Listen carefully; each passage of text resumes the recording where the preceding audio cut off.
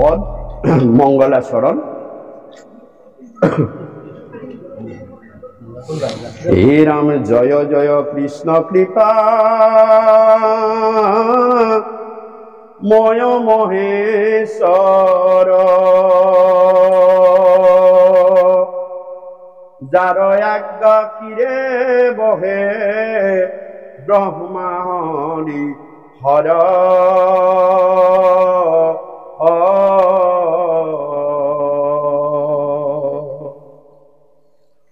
মৎস্য কুর্ম আদি অংশ অবতার যার, রামেশ্বর কৃষ্ণ কুটি কুটি নমস্কার।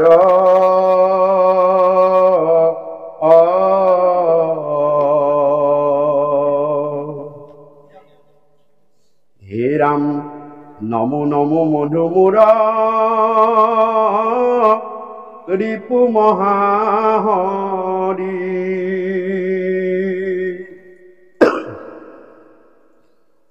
রাম অন্তে উত্তময়াতি হয়ে যাক স্মরী।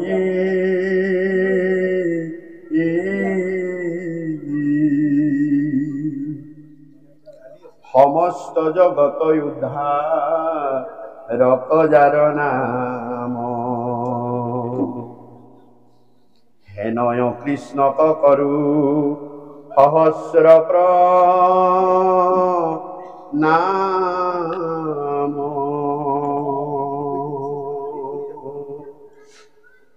হে রাম প্রভু ভগবন্ত ভক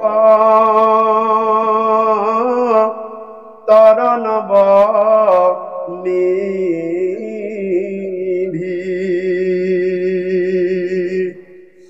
হরিক স্মরণে আরম ভর হোক সিদ্ধি।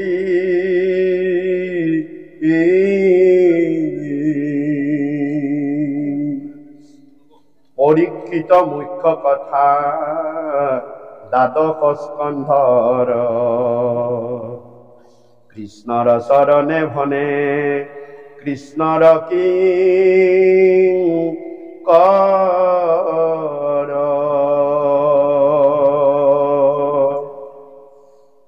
হে রাম প্রথম স্কন্ধর পরা দ্বাদশ পর্যন্তে,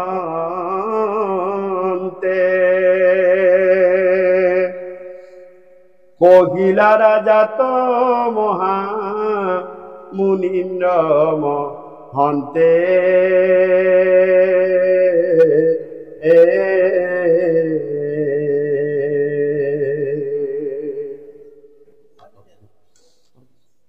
হে রাম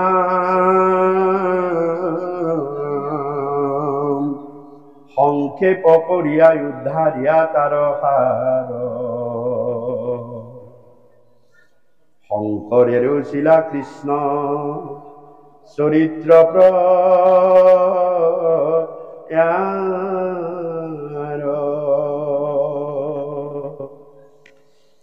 সংক্ষেপ করিয়া উদ্ধারিয়া তার হার, শঙ্করের শিলা কৃষ্ণ চরিত্র প্রয়ার।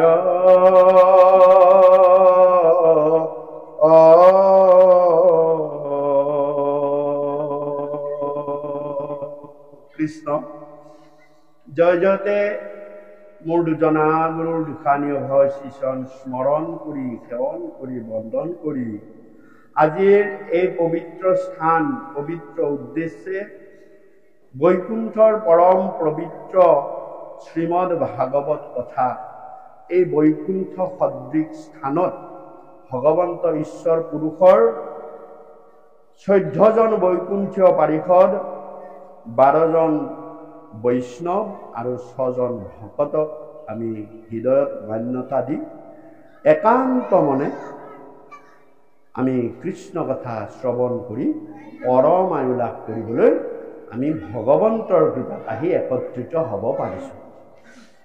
দুৰ্ঘোৰ কলি কালত এই কৃষ্ণ কথাৰ বাহিৰে দুৰ্ঘোৰ কলিয়ে কালৈকো ভয় নকৰে। আৰু এই কথাৰ প্ৰমাণে ভাগৱত উপস্থাপন। সত্য যুগত ভাগৱত নাছিল, ত্ৰেতা যুগতো নাছিল, দ্বাপৰ যুগত শ্ৰীকৃষ্ণ স্বয়ং নিজেই আছিল। কলি যুগত কিয় ভাগৱত দিলে? ই এটা প্ৰশ্ন। কলি যুগৰ কাৰণে দিলে কিয়? আচলতে পৰম ঈশ্বৰ পৰম পুৰুষ প্ৰভু ভগৱন্তই আমাৰ কলি যুগত যিখিনি কৃষ্ণ ভক্তি বান লোক, সংসাৰী গৃহস্থ ধৰ্মী লোকসকলক তৰণৰ উপায় দি এই ভাগৱত কথা দি থৈ কৈছে, হে উদ্ধৱ, প্ৰবিষ্টাসু ভগৱতম স্বয়ং, মই ভাগৱতত নিজে প্ৰৱেশ কৰিলোঁ আৰু এই ভাগৱত মোৰ এই কৃষ্ণ কথাকহে কলিয়ে ভয় কৰিব, নহলে কলিয়ে কাকো ভয় নকৰে। আৰু ব্ৰহ্মলোকত ব্ৰহ্মাৰ তনুৰ পৰা কলিৰ যেতিয়া জন্ম হ'ল, তেতিয়া আমাৰ এই ধৰাধামত দ্বাপৰ যুগ চলি আছিল। ব্ৰহ্মলোকত যেতিয়া মানে জন্ম হ'ল, সেই জন্ম হৈ কলিয়ে পিতাক ব্ৰহ্মাক ক'লে যে মোক মোৰ ৰাজ্য দিয়া, মোক স্থান দিয়া। তেতিয়া পিতা ব্ৰহ্মাই ভাবিলে, মই এইখিনি কল্কি পুৰাণৰ পৰা কৈছোঁ, উপস্থাপন ভাগৱতৰ, বোলে ৰবা ৰবা, এইটো কি সন্তান জন্ম দিলোঁ, জন্ম পাই মাটিৰ ভাগ বিচৰা হৈছে, ইয়াক ৰাজ্য লগাই হ'ল। এতিয়া ক'লে যে তোমাৰ মোৰ এই ব্ৰহ্মলোকত স্থান নাই, শিৱলোকতো তোমাৰ স্থান নাই, বৈকুণ্ঠততো যাবই নোৱাৰা, পাতাল লোকতো তোমাৰ স্থান নাই, তোমাৰ একমাত্ৰ স্থান আছে মৰ্ত্যলোকত, য'ত জন্মিলে জীৱ মৰিব লাগিব, নীতি আছে ধৰা। সেই মৰ্ত্যলোকত তোমাৰ ৰাজ্য হ'ব। কিন্তু হে কলি, এতিয়া সেই মৰ্ত্যলোকত দ্বাপৰ যুগ চলি আছে। স্বয়ং ঈশ্বৰ কৃষ্ণ তাত মনুষ্য লীলা কৰ্ম কৰি তেওঁ সকলো কৰ্মখিনি চলাই আছে। যেতিয়া দ্বাপৰ যুগ শেষ হ'ব, তোমাৰ সময় আৰম্ভ হ'ব, তেতিয়াহে তুমি এই মৰতলৈ বা মৰ্ত্যলোকলৈ যাবা। নহলে কৃষ্ণৰ সন্মুখত পৰিলে কিন্তু তোমাৰ ধ্বংস অনিবাৰ্য, তোমাক কৃষ্ণই শেষ কৰি পেলাব। পিতাকে সেইদৰে উপদেশ দিলে, কিন্তু দুষ্ট দুৰাচাৰী কলিয়ে পিতাক ব্ৰহ্মাৰ কথা নেমানিলে, আৰু ব্ৰহ্মাৰ কথা নেমানি অকালতে দ্বাপৰ যুগ চলি থাকোতে কলি আহি মৰ্ত্যত প্ৰৱেশ কৰিলে। পিতৃৰ কথা পুত্ৰই নমনাটো যিমানেই কলিযুগ আগবাঢ়ি গৈ আছে, কলিযুগৰ চাইনটো ওলাই গৈ আছে।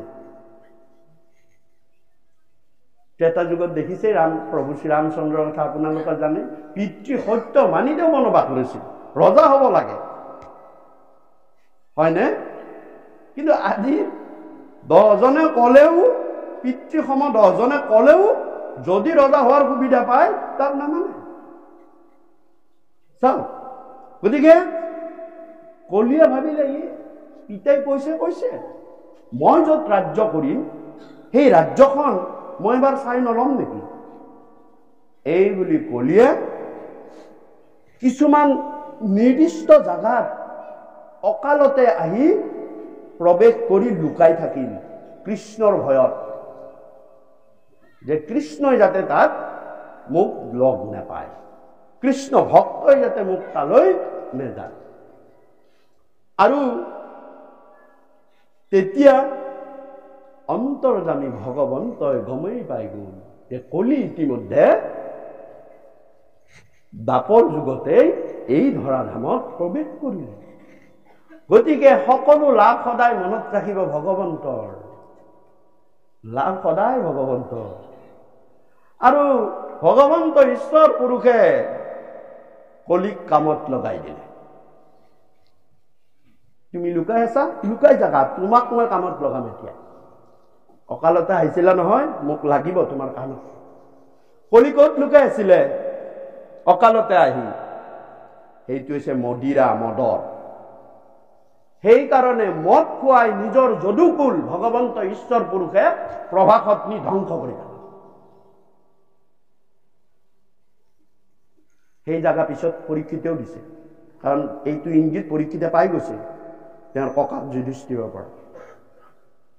তাৰ পৰা কলিকত লুকাই আছে, য'ত জুৱা পাশা খেলে। ভগৱন্তই তাকো কামত লগালে যে ধৰ্মৰাজ যুধিষ্ঠিৰ, শকুনিটো শকুনিয়ে, ধৰ্মৰাজ যুধিষ্ঠিৰ যি ধৰ্মৰ ৰজা, সত্যবাদী, সেই যুধিষ্ঠিৰেও পাশা খেলিবলৈ মন গ'ল। জুৱা পাশা খেলিলে, হাৰিলে, আৰু সেই জুৱা পাশা খেলৰ দ্বাৰাই কুৰুকুল ভগৱন্ত পুৰুষে বিনাশ কৰিলে। যদি সেইদিনা যুধিষ্ঠিৰে জুৱা পাশা খেলিবলৈ বিদুৰৰ কথা মতে নাহে, বিদুৰে মানা কৰিছিলে, মহাভাৰতত খুব সুন্দৰভাৱে আছে, হে যুধিষ্ঠিৰ, তুমি ধৰ্মৰ প্ৰতীক, তুমি জুৱা পাশা খেলিব যাব লাগেনে? তুমি যদি যোৱা, অধৰ্মীবিলাক কিয় নাযাব? তেতিয়া কৈছিলে, নাই, মোৰ পিতৃ পিতামহে মোক, পিতৃয়ে মোক মাতিছে, তেওঁৰ আজ্ঞা মই পালন কৰিব লাগে। আৰু 2 নম্বৰ, তেওঁৰ ৰজা, তেওঁৰ কথা মই পালন কৰাটো মোৰ কৰ্তব্য। মই যাওঁ, আৰু কি কৰিব দিয়ে মই কৰিম। আৰু সেই ভাগে কি হ'ল, গোটেই কুৰুকুল ধ্বংস কৰি পেলালে। আৰু 3 নম্বৰ, যে নাৰীৰ মুক্ত কেশত সোমাই থাকিলে, যাক নেকি ভকত বৈষ্ণৱে স্পৰ্শ নকৰে। কাৰণ সেই মুক্ত কেশত ধৰিয়েই ভীমতকৈ 10 গুণ বেছি আছিল দুশাসনৰ বল। দ্ৰৌপদীৰ মুক্ত কেশত ধৰি ৰাজসভালৈ টানি অনাৰ কাৰণে কলিয়ে সকলো বল দুশাসনৰ লৈ গৈছিল। নহলে দুশাসনক বুকু চিৰি কৰিবলৈ ভীমৰ শক্তি নাছিল। বল নিলে কোনে? কলিয়ে। গতিকে এই কথাখিনি ভগৱন্ত পুৰুষে জানি যুধিষ্ঠিৰক কলে, হে দাদা, তুমি সাৱধান হবা, মই কিছু দিনৰ পাছত মই এই ধৰাধাম এৰিম, আৰু মোৰ ভয়তেহে কলি জাগাত জাগাত লুকাই আছে। মই যোৱাৰ পাছত কলি একদম মুক্ত হৈ যাব আৰু ধ্বংসলীলাৰ সৃষ্টি কৰিব। গতিকে তুমি এটা কাম কৰিবা, তুমি নাতিক পৰীক্ষিতক তুমি ৰাজপাত দিবা, ৰাজপাত দি তুমি এটা কথাই কবা যে, হে পৰীক্ষিত, তুমি ৰজা হৈ তোমাৰ প্ৰথম কাম কি হ'ব জানানে? বোলে তুমি জম্বুদ্বীপ ঘূৰি ফুৰিবা। ভাগৱতৰ প্ৰথমতে আছে এইখিনি কথা। জম্বুদ্বীপ ঘূৰি ফুৰিবা, একেখন ৰথেৰে তুমি জম্বুদ্বীপ ঘূৰি ফুৰিবা, আৰু কলিক বিচাৰি ফুৰিবা প্ৰত্যেকখন ৰাজ্যতে। যিখন ৰাজ্যতে কলিক পোৱা, সেই ৰাজ্যৰ ৰজাকো মাৰিবা, কলিকো তাতে মাৰিবা। গতিকে এইখিনি কথা তোমাক মই উপদেশ দিলো, তুমি ৰাজ্য এনেদৰে শাসন কৰিবা। আমি কিছুদিন পাছত স্বৰ্গাৰোহণলৈ গুচি যাম, আমি নাথাকো। ভগৱন্ত পুৰুষ গলে আমিও যাম, আমিও নাথাকো। আৰু ইতিমধ্যে কলিৰ যুগ আৰম্ভ হৈ গৈছে। আৰু ৰজা পৰীক্ষিত ৰাজপাতত উঠিলে, ৰজা হল। হৈ তেওঁ কৰিলে কি, একেখন ৰথৰে তেওঁ জম্বুদ্বীপ বিজয় কৰিলে, এখন ৰথেৰে। তাত এটা কথা চিন্তা কৰিব লাগে, তেওঁ কোনো এখন ৰাজ্যকে ধন সম্পত্তি মাটি সম্পদ ৰাজ্য অধিকাৰৰ কাৰণে যোৱা নাছিল তেওঁ গৈছিল ৰজা লগ কৰিছিল ৰাজ্যৰ ৰজা লগ কৰি কৈছিল যে তোমাৰ ৰাজ্যত কলি আছে নেকি যদি কলি আছে মোক উলিয়াই দিয়া মই কলিক ইয়াতে বধ কৰোঁ আৰু যদি নাই তোমাক কৈ থৈ গলো অদূৰ ভৱিষ্যতে কলি যদি আহে আশ্ৰয় নিদিবা যদি আশ্ৰয় দিয়া পিছত মই কিন্তু তোমাক উদাই নাচাৰিম মোক টকা পইচা ধন সম্পদ মাটি বাৰী ৰাজ্য এইবিলাক মোক প্ৰয়োজন নাই মোৰ বহুত আছে বহুত হস্তিনাপুৰ মোৰ বহুত মোৰ ৰেজিষ্ট্ৰি কৰি থৈ গৈছে মোক একো নালাগে খালি কলিক বিচাৰিবলৈ মোক দায়িত্ব দিছে কলিক মই বিচাৰিম আৰু সেইকাৰণে যুদ্ধ কৰা নাই এখন গাড়ী লৈ গোটেইখন ঘূৰিছে ভাগৱতত কৈছে যে একৰথে জম্বুদ্বীপ জিনিলা মহিপতি এখন ৰথতেই জম্বুদ্বীপ তেওঁ জিনিছিল কাৰণ যুদ্ধ কৰিব যোৱাই নাছিল যুদ্ধ কৰিব গ'লেহে ৰথ কাটিব ৰথ ভাঙিব যুদ্ধ কৰিব যোৱা নাই ডাইৰেক্ট প্ৰস্তাৱ লৈ গৈছে কিন্তু দুষ্ট দুৰাচাৰ কলিয়ে ভাবিলে যে এতিয়াতো ৰজা পৰীক্ষিতে মোকটো বিচাৰি ফুৰিব গতিকে মই কি কৰো সেই পুলিচৰ ঘৰতে চোৰ লুকাই থকাৰ নিচিনা নিজৰ ৰাজ্যৰ কুৰুক্ষেত্ৰতে কলি লুকাই থাকে ৰজা পৰীক্ষিতৰ ৰাজ্য ৰজা বিচাৰি পোৱা নাই তাতে লুকাই থাকিল ঘূৰি আহি দেখিছে যে এটি বলদ আৰু এজনী গাই এই দুটা এটা পাখণ্ডৰূপী লোকে মৰিয়াই বলদৰ তিনিখন ঠেং ভাঙিয়ে দিছে 4 নম্বৰ ঠেংখনতো কোবাবলৈ ধৰিছে ওচৰতে গাইজনীয়ে কান্দি আছে সেয়া কুৰুক্ষেত্ৰত দেখা পাইছে আৰে মই ইমান দূৰৰ পৰা ঘূৰিব কি আহিলো এইটো মোৰ ৰাজ্যত এইটো কি অঘটন গোমাতৃৰ চকুত চকু পানী এইটো কি অঘটন এনেকে কৰে তাই ওচৰ চাপি গ'ল হয় তেতিয়া কৈছে যে তোমালোক কোন হয় তোমালোকক দুখ দিয়া এইজন পাখণ্ড কোন হয় তেতিয়া ধৰিত্ৰী মাতৃয়ে অৰ্থাৎ গাইজনী আছিল এই পৃথিৱী আৰু বৃষভ যিটো আছিল সেয়া ধৰ্ম তেওঁলোকে কলিৰ উৎপাতত থাকিব নোৱাৰি তেওঁলোকে ৰূপ বদলাই পেলাইছে গতিকে ধৰ্মৰ 3খন ঠেং অলৰেডি ভাঙিয়ে পেলালে আৰু পানী নিদিয়াৰ ফলতে মৰা সাপ এডাল ডিঙিত মেৰিয়াই আৰু সেই মৰা সাপে 7 দিনৰ ভিতৰত প্ৰাণ পাই উঠি সেই তক্ষক ৰূপ লৈ ৰজা পৰীক্ষিতক দংশন কৰি বিনাশ কৰি কৈছে তেতিয়াহ'লে সোণ আমি কেনেকৈ পিন্ধিম যে সোণ সীতা মাতৃৰ নিচিনা অলংকাৰ কৰি পিন্ধা অলং মানে বিপদ ওংকাৰ মানে উদ্ধাৰ সোণ আছে বাকচৰ তলত থৈ দিয়া কেতিয়াবা কতো পইচা পানী খুজিলেও নাই বেমাৰত মানুহটোক চাব লাগে বেমাৰত নিজে চলিব লাগে ল'ৰাটোক চাব লাগে তেতিয়া তুমি সেইখিনি লৈ গৈ তাৰ পৰা তাৰ বিনিময়ত পইচাটো লৈ সেই বিপদটো উদ্ধাৰ কৰা বিপদত উদ্ধাৰ হোৱা তাকে কৈছে অলংকাৰ সীতা মাতৃয়ে অলংকাৰহে পিন্ধিছিল গহনা পিন্ধা নাছিল আপোনালোকে বেয়া নাপাব এটা মানে অপ্ৰিয় যদিও সত্য কথা কওঁ আমি ইয়াৰ পৰা কৌতো বিবাহ ভৱন এই ঠাণ্ডাৰ দিনতো হাফ চোলা এটা পিন্ধি মস্ত সোণৰ চেইনডাল দেখাই বিয়া খাবলৈ যাবলৈ দৰকাৰ নাই নহয় অপ্ৰয়োজনত তুমি কি পিন্ধিলা বিয়াত হৰেক কিছিমৰ মানুহ থাকিব আছে তোমাৰ ভগৱন্ত পুৰুষে শ্ৰীবৃদ্ধি কৰক অলংকাৰ হিচাপে তুমি তাক সাঁচি থোৱা, তোমাকেই লাগিব।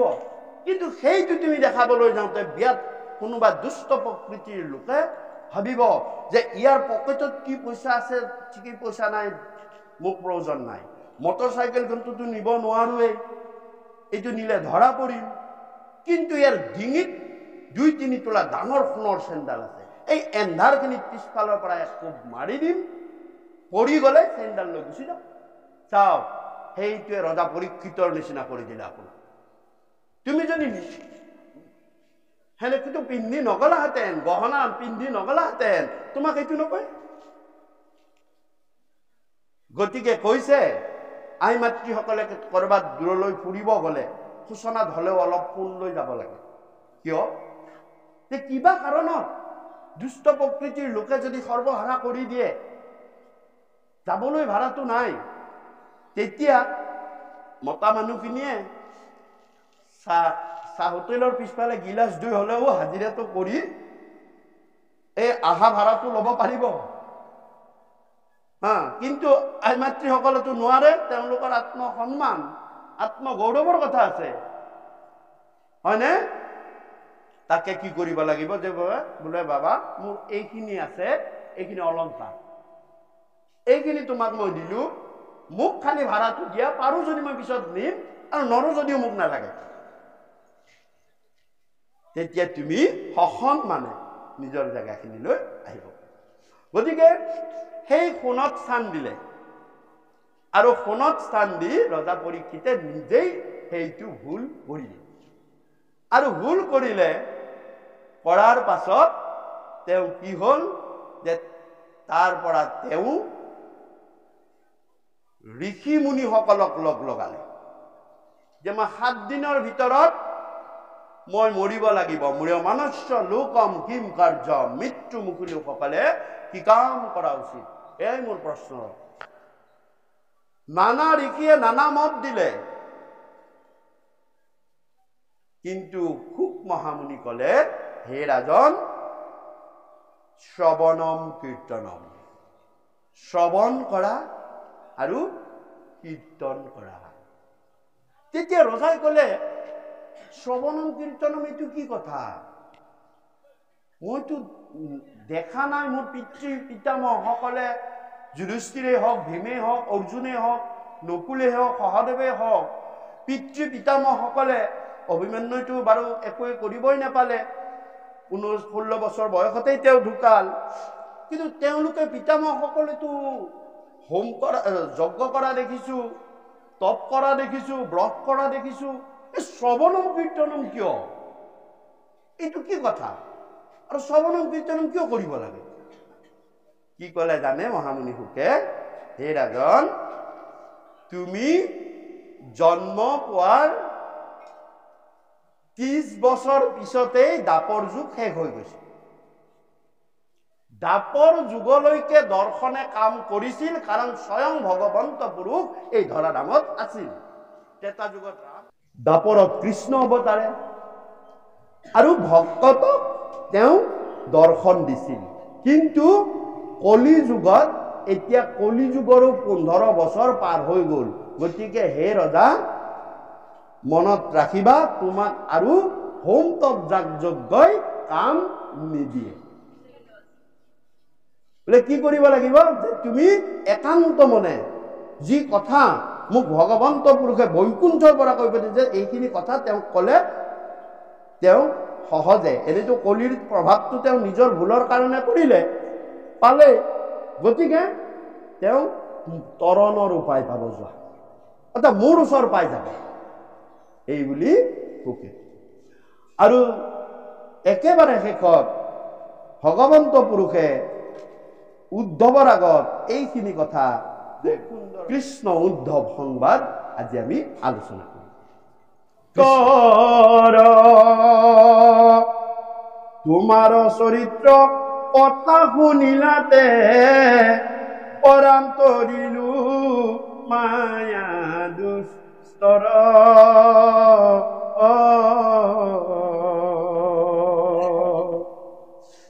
হেৰান্ত জুপাদ পদ্ম,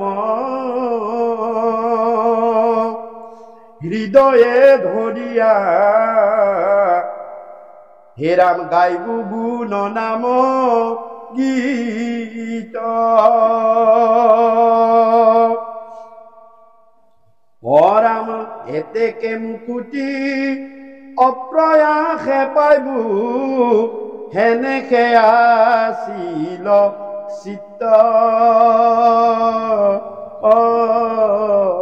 কোনোবা যদি ব্ৰহ্মজ্ঞান সিদ্ধ কৰিও তোমাক ভজিবলৈ যায় তাত কিন্তু বাধা বিঘিনি বহুত থাকে যে জ্ঞানৰ পথত নাহিকে সহায় কৰ্মত বিঘিনি ভয় ভক্তিৰ পথত ঈশ্বৰ সহায় জানিবা ৰাজা নিশ্চয় যে ভক্তিৰ পথত তুমি যদি ভগৱন্তক জানিব যোৱা তেতিয়া মনত ৰাখিবা ভগৱন্তই স্বয়ং আহি তোমাক সহায় কৰিব কিন্তু জ্ঞানৰ পথত নাহিকে সহায় জ্ঞানৰ পথেৰে তুমি যদি জানিব যোৱা তুমিয়ে সাধন কৰিব লাগিব তুমিয়ে পঢ়ন কৰিব লাগিব তুমিয়ে জ্ঞান আহৰণ কৰিব লাগিব তুমি জ্ঞানত পুষ্ট হ'ব লাগিব তোমাক সহায় কৰিবলৈ কোনো নাই কৰ্মত সদায় কলিয়ে বাধাই দিব সদায় বাধা দিব কৰ্ম তুমি যদি সাকসেসফুল হ'ব নোৱাৰা আৰু ভক্তিৰ পথত ঈশ্বৰ সহায় জানিবা ৰাজা নিশ্চয় হৰি ভকতক যেন নলংগে বিঘিনি হৰি ভকতক কোনো বিঘিনিয়ে লংঘিব নোৱাৰে গতিকে আমি মহামূঢ় গৃহবাসী সুখে সংগ লয়া ভকতৰ ইয়াতে ক'লে গৃহবাসী সকল আমি ভকতৰ সংগ ললেহে সুখত থাকিব পাৰিম কিয় যে আমি গৃহবাসী সকল সদায় কি জানেনে যে ঋণী ধৰুৱা কি ধৰুৱা হে বাপ কোনো বেংকৰ লোন নাই কোনো কথাও নাই যি আজিছো তাৰে বনাইছো হয়নে একদম সঁচা ধন কষ্টৰ ধন তথাপিও আপুনি আমাক ধৰুৱা বুলি এই কথা আমি কোৱা নাই স্বয়ং ভগৱান কৃষ্ণয়ে বিপ্ৰ দামোদৰক কৈছে গত এডাল ৰিকাৰ আছে ৰিকাৰ অৰ্থে ঋণী ৰিকাৰডাল গুচি গ'ল ঋণী হ'ল বাকী কি থাকিলে গহ গহ মানে কি গহ মানে আকৌ শনি ৰাহু কেতু নহয় দেই গ্ৰহ নহয় গহ গহ মানে অহংকাৰ আমি অহংকাৰৰ ঋণী কি অহংকাৰ যে প্ৰথম যিদিনা খুঁটাটো পুতিম ৰদডাল পুতিম সিদিনাৰ পৰাই আমি দুটা শব্দ ব্যৱহাৰ কৰো মই আৰু মোৰ যে এইটো মোৰ ঘৰ হ'ব ইয়াত মই থাকিম হয়নে এইটো কি বুলি কৈছে অহং মম ভাৱ যে এইটো মই আৰু মোৰ ভাৱটোক কৈছে অহং মম ভাৱ এই ভাৱত এই গহত এই অহংকাৰত আমি গৃহস্থীসকল সদায় ঋণী গতিকে এটা ভকতীয়া শব্দ আছে ভকতসকলে কিন্তু মই আৰু মোৰ বুলি নকয় নকয় কি বুলি কয় আমি আৰু আমাৰ যে এয়া আমাৰ গৃহভাৱ আমাৰনো কি কম আপোনালোকৰ এই ভগৱন্তৰ কৃপাত কি কিবাকে এটি আলয় বনোৱা হৈছে আলয়হে গৃহ নহয় আল মানে আশ্ৰয় য'ত আশ্ৰয় ল'ব পাৰি তাকে আলয় বুলি কয় কিন্তু কিবা এটা বিপদত যদি কোনোবা ঘৰৰ ভিতৰলৈ যাওঁতে কোনোবাই দৰ্জাখন মাৰি দিয়ে সেইটো আলয় নহয় হা বিপদত যেতিয়া তাক আশ্ৰয় ল'ব পাৰিবা তাকে আলয় বুলি কয় আল মানে আশ্ৰয় লয় আল মানে আশ্ৰয় লহি বুলি যেতিয়া মাতিব তাক আলহী বুলি আৰু এই অহম্মম ভাৱটো আমাৰেই নহয় স্বয়ং কৃষ্ণৰ মাতৃ যশোদাৰো আছিল ক'ত আছে কৃপালু গুৰুৱে লিখিছে হে মই যশোদা মোৰ পুত্ৰ স্বামী ব্ৰজৰু সবে ভিকাৰী আমি হেনয় সম্যম সদায়ে কৰোঁ। কিহৰ কাৰণে? যাহাৰ মায়াত উপজি মৰো হেন ভগৱন্ত হুয়ুক গতি খন্দিও কয়াবে মোৰ মতি। গতিকে মই আৰু মোৰ শব্দটো এইটো মানে বিনম্ৰতা সূচক নহয়, অহংকাৰ সূচক। গতিকে আমি আৰু আমাৰ বিনম্ৰতা সূচক। আমি ক'ব পাৰোঁ, কোনোবাই ব্যৱহাৰ কৰিলে আমি নকৰিলে আমি বাইফোৰ্চ ক'ব নোৱাৰোঁ। গতিকে ইয়াতো কৈছে যে আমি মহামূৰ গৃহবাসী সুখে। এই অহংমং ভাৱৰ পৰা আমি কেতিয়া মুক্ত পাম? যে এই অহংমং ভাৱটোৰ পৰা আমি সেইদিনাই মুক্ত পাম যিদিনা তোমাৰ গৃহটোলৈ আলয়টোলৈ ভকত বৈষ্ণৱক নিমন্ত্ৰণ দি তুমি তেওঁলোকক আদৰে সাদৰে নি তোমাৰ গৃহটোত হৰি নামৰ কীৰ্তন কৰা। তেতিয়া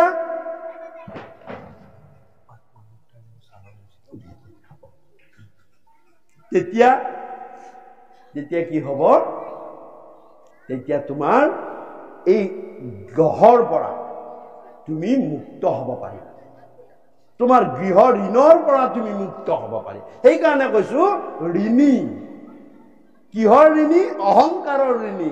আৰু ভকতে তোমাক এই ঋণৰ পৰা মুক্ত কৰিবলৈহে আমাৰ নিচিনা গৃহস্থ ধৰ্মী বাপসকলৰ গৃহলৈ আহে। আমি ভাবো কি খাব বব আহে,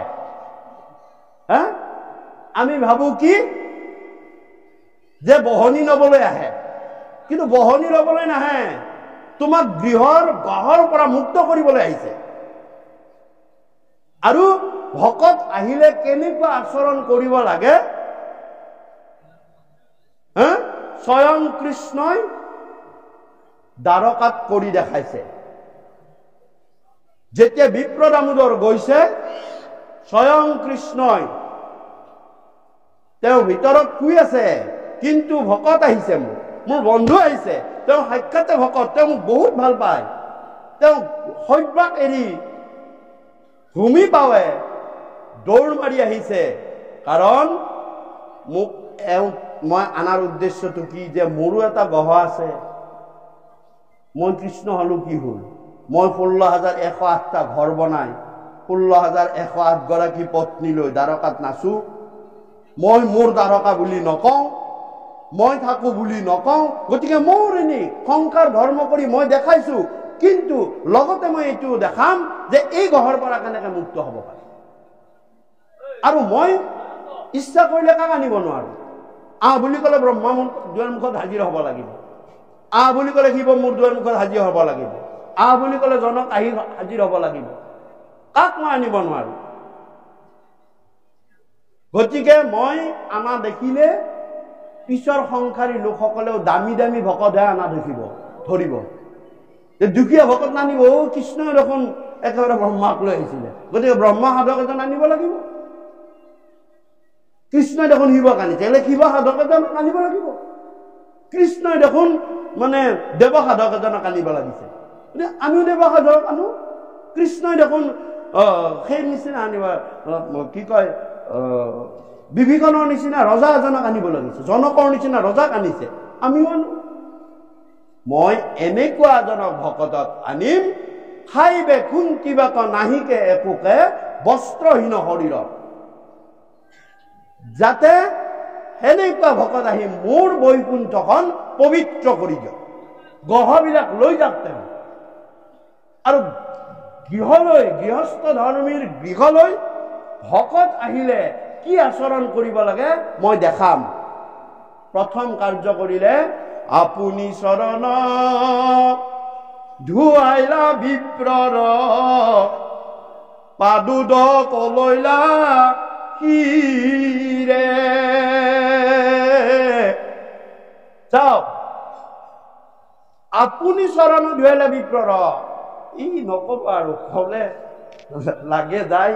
নকৈ নৰো ফাটা মুখ কলে লাগে ভকতৰ দুখ কেতিয়াবা কিছুমান জাগাত নাম নকওঁ ভাগৱত কৰিবলৈ বা নাম গাবলৈ ভকত মাতিলে বৰ ডাঙৰ অফিচাৰ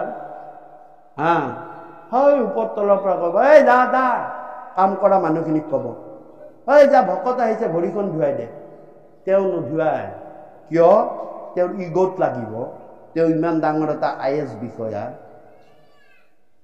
কিন্তু স্বয়ং কৃষ্ণ তেনেকুৱা হাজাৰ কোটি কোটি ব্ৰহ্মাণ্ডৰ অনন্ত কোটি ব্ৰহ্মাণ্ডৰ মালিক তেওঁ কি কৰিছে বিপ্ৰ দামোদৰৰ আপুনি চৰণ ধুৱাইলা বিপ্ৰৰ পুনৰ দাবৰেৰে নিজে লক্ষ্মীক কৈছে তুমি নোৱাৰা মই ধুৱাম কাৰণ মই ধোৱা দেখিলেহে মোৰ পিছৰখিনিয়ে সংসাৰী লোকসকলে ধুৱাব কিন্তু আজিকালি নুধুৱাই কলিয়ে একেবাৰে ঘূৰাই পেলাইছে আপুনি ফল ক'ত পাব আপুনি প্ৰথমতে আপোনাৰ কেনা তুমি কৃষ্ণতকৈ ওপৰত গলা আৰু কি কৰিছে নিজৰ আকুঞ্চিত কেশেৰে গোটেই পানী মচি আনি মাথাত কৈছে ভকতৰ চৰণৰ পদজল পাৰ হলে কৈছে মই স্বয়ং কৃষ্ণই কৈছে মই ৰক্ষা কৰিব নোৱাৰো সেইটো মহাপাপৰ ভিতৰত এটা একমাত্ৰ ভকতেহে তেওঁৰ দ্ৰোহ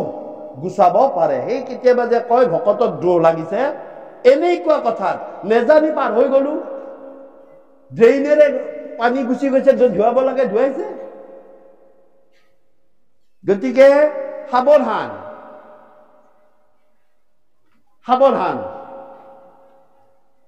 কি কৰিছে আপুনি চৰণ ধুৱাইলা বিপ্ৰ পাদু দকলৈ লাখিৰে পানীটো যাতে কলো বৈ নাযায় কোনো যাতে পাপত পৰিব নালাগে আৰু নিজৰ আকুঞ্চিত কেশেৰে তুলি লৈ আহিছে এইবিলাক ক'ত আছে এইবিলাক ভাগৱতৰ একেবাৰে দশম স্কন্ধত শেষৰ কাহিনীটো এই বিপ্ৰ দামোদৰ আখ্যান আমি পিছৰ পৰ্যায়ত কেতিয়াবালৈ লগ পালে এই কৃষ্ণ কথাৰ বিপ্ৰ দামোদৰ আখ্যানটো আপোনাৰ খবৰ লগত আমি আলোচনা কৰিম আজি আমি পাঠলৈ গৈছো আৰু লগতে আমাৰ এই মহান অনুষ্ঠানটোৰ উদ্যোক্তাসকলে কিছু সময়ৰ কাৰণে জলযোগৰ ব্যৱস্থা কৰিছে ভকত বৈষ্ণৱ আইনত্ৰীসকলৰ কাৰণে এইখিনি আপোনাৰ হবে গ্ৰহণ কৰি ভগৱন্তৰ কৃপা হোৱাত তেওঁলোকক এনেদৰে গুৰুদেৱ নাম ভকতৰ সেৱা কৰিবলৈ মনত ভক্তি দিয়ক ভগৱন্ত পুৰুষে আৰু দেহত শক্তি দিয়ক তাৰ কাৰণে আশীৰ্বাদ কৰিব কৃষ্ণ হে ৰাম নিগদতি ভোক শুনি উপনিপৰ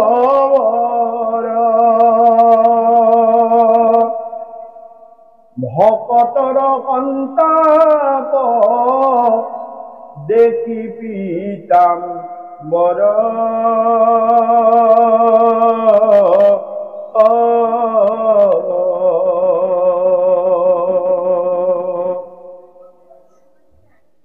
হে ৰাম ভৈলন্তয়া কুল কৃষ্ণ জগত জনক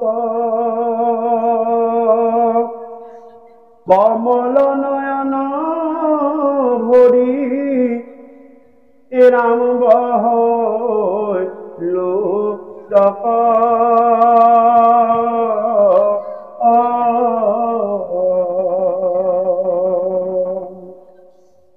অৰাম পিত বস্ত্ৰে মুচি মুখ তেজি আনি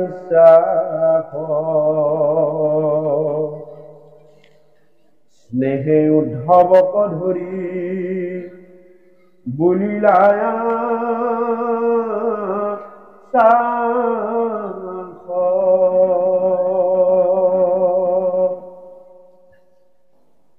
হে ৰাম তেজি চিন্তা শীত ক্ষীৰ পৰা মহা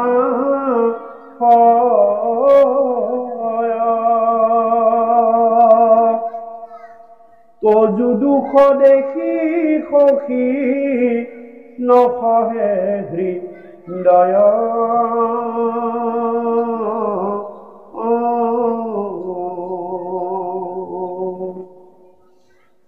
স্বৰূপে জানিলো তুমি আমাৰ আশ্ৰয় হে ৰাম বংশ কপ ভৰি সংহৰিয়াবে চলিবনি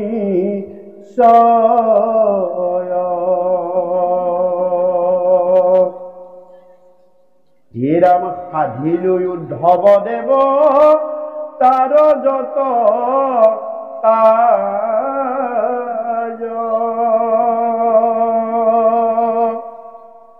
নাথাকিবই ঠাইত তোমাত কিবা বাজ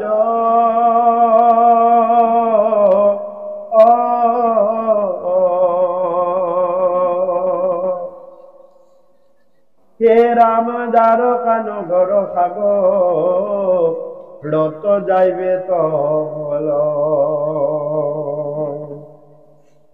মই গইলে লোক তুমি লিবে বিমল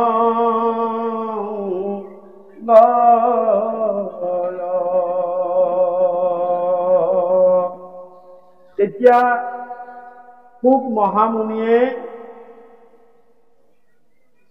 ৰজা পৰীক্ষিতক কৈছে, হে ৰজা, পৰম ঈশ্বৰ পৰম পুৰুষ প্ৰভু ভগৱন্ত চোৱাচোন, যে তেওঁ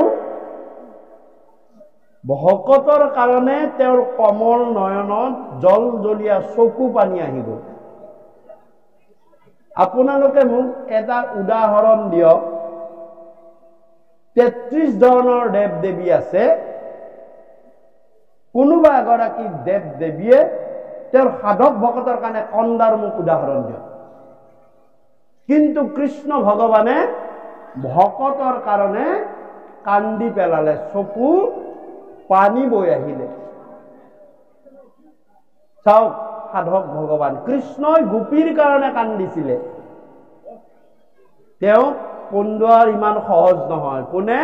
তেওঁক যে প্ৰেম ভকতিৰে ভাল পাব, তেওঁৰ কাৰণে স্বয়ং কৃষ্ণই কান্দি দিছে। কান্দি দি কৈছে, হে উদ্ধৱ, তুমি যি কথা কলা মই বুজিলো, তোমাক এৰিব মোৰ ইচ্ছা নাই, কিন্তু কি কৰিবা, মই সমস্ত বংশ সংহাৰ কৰিলো আৰু মই এতিয়া বৈকুণ্ঠলৈ যাম। মই বৰ ধুনীয়াকৈ সজা দ্বাৰকাত তুমি নাথাকিবা, সেইখন মই থাকিবৰ কাৰণে সুৰক্ষিত কৰি সাগৰৰ মাজত বনাইছিলো। সেই দ্বাৰকাও মই যোৱাৰ পাছত সাগৰৰ তলত মোৰ গুচি যাব। গতিকে তুমি সাৱধানে থাকিবা আৰু কি কৰিবা, মই যোৱাৰ পাছত কি হ'ব তাকে কৈছে। অলপ পিছতে আমি আগতে আলোচনা কৰিছো যে মই যেতিয়া গুচি যাম, কৃষ্ণই কৈছে মই যেতিয়া গুচি যাম বৈকুণ্ঠলৈ, তেতিয়া কি হ'ব, হে ৰাম পিৰিবে দুৰ্জন কলি, অ ৰাম গুচিবে সাৰ, হে হুইবে অধৰ্ম তৰতি, যতে ক প্ৰজাৰ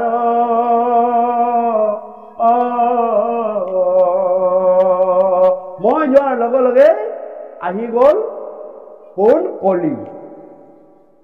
গতিকে সকলো অধৰ্মই পীড়ন কৰিব, ৰীতি নীতি সংসাৰৰ একো নাথাকিব, জ্যেষ্ঠ শ্ৰেষ্ঠজনক কোনেও নেমানিব। এয়া কলিৰ লক্ষণ। কলিয়ে নিজৰ পিতাকৰ বচনেই নামানিছিল।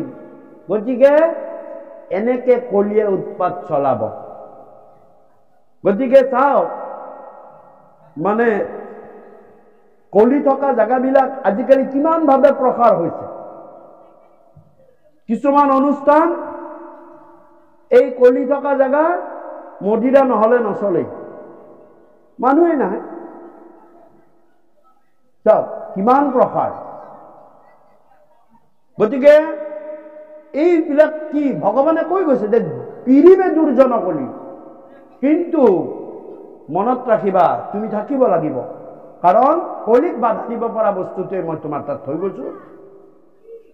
আৰু মই বাংময় স্বৰূপে ভাগৱতত প্ৰবিষ্ট হ'ম। এই ভাগৱতেই তোমাৰ লগত থাকিব, তাৰ মানে মই থাকিম, মই আৰু তুমি, আমাৰ কোনো ভেদ নাই। তুমি কলিক বাধা দিবৰ কাৰণে তুমি থাকিব লাগিব। তুমি আৰু মই যদি দুইটাই গুচি যাওঁ, তেতিয়া কলিয়ে গোটেই এই ধৰাতল ধ্বংস কৰিব। সেইকাৰণে কৈছে, হে ৰাম তুমি আমি দিও গইলে মিলিবে অনৰ্থ, লুপ্ত হইবে জ্ঞান ইটো ভকতিৰ পথ।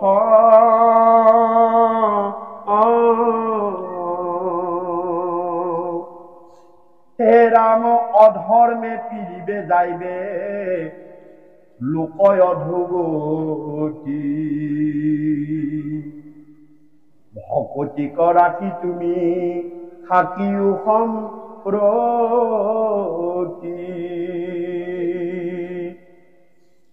হে মোহৰ বচন ইটো নচাৰিবা তুমি, শ্ৰৱণ কীৰ্তন পৱৰ হায়া থাকা তুমি।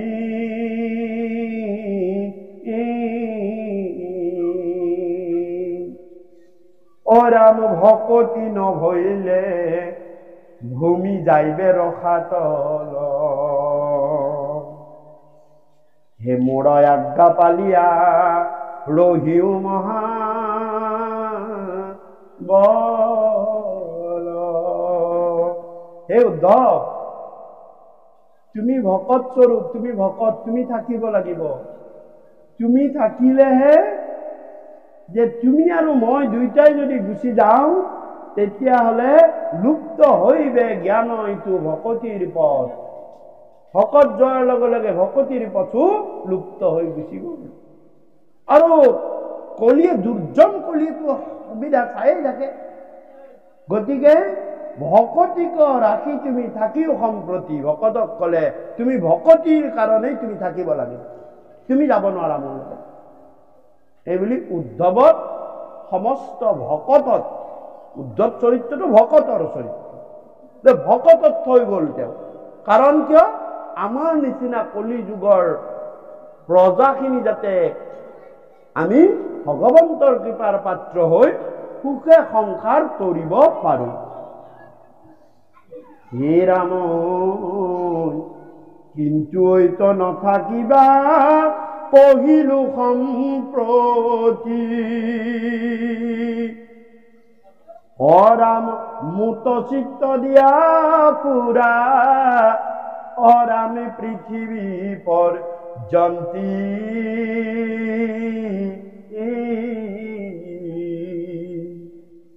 অযত দেখা শুনা মায়াময় স্বপ্ন সম,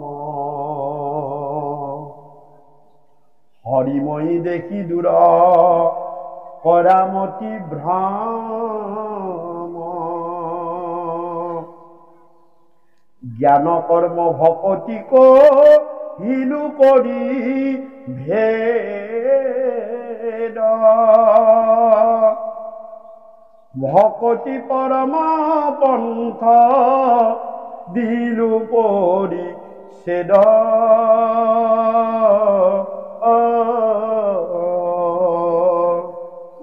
পৰাম নাহি কেউ উত্তম গতি, ভকতিত পৰে।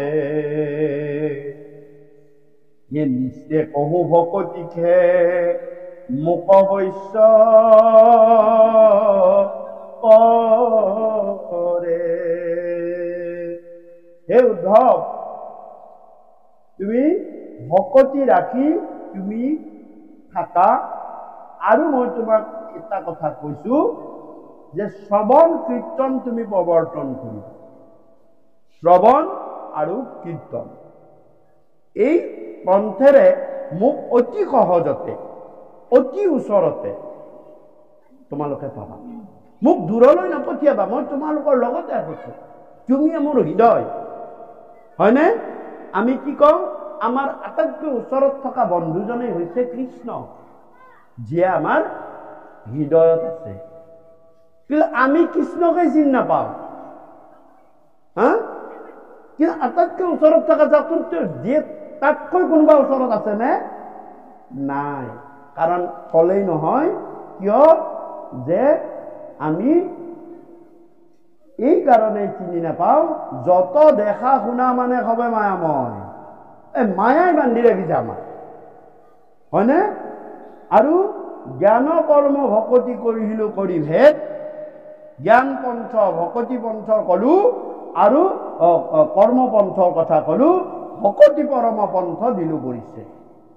যদিও জ্ঞান পন্থ আৰু কৰ্মপন্থ আছে, মনত ৰাখিবা ভকতিকে পৰম শ্ৰেষ্ঠ পন্থ। বিশ্লেষণটো আমি পিছত কেতিয়াবা কৰিম, অলপ বহল বিশ্লেষণ। গতিকে নাহিকে উত্তম গতি ভকতিত পৰে, যে ভকতিতকৈ উত্তম গতি আৰু নাই। আৰু এটা কথা মনত ৰাখিবা উদ্ধৱ, ভকতিহে মোক বৈশ্য কৰিব পাৰে, তাৰ বাহিৰে মোক বৈশ্য কৰিবলৈ কাৰো শক্তি নাই। মোক ভকতি কৰক, মই বৈশ্য মানে মই চাকৰ হৈ যাম, হয়নে? ভগৱন্ত ঈশ্বৰ পুৰুষ যদি আপোনালোকে ভকতি কৰে, আপোনাৰ চাকৰ হ'ব আহি। যি অনন্ত কোটি ব্ৰহ্মাণ্ডৰ মালিক কি কৰিছে জানে? চাকৰ হোৱাৰ উদাহৰণ এটা দিওঁ।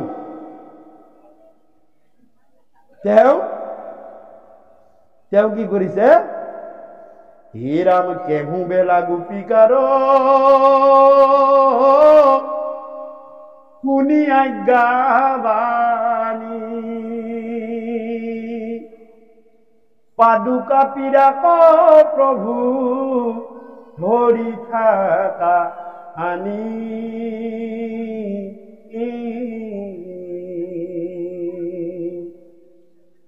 হে ৰাম কেহু বেলা গোপীগণে পাঞ্চৈ গাৱা গীত,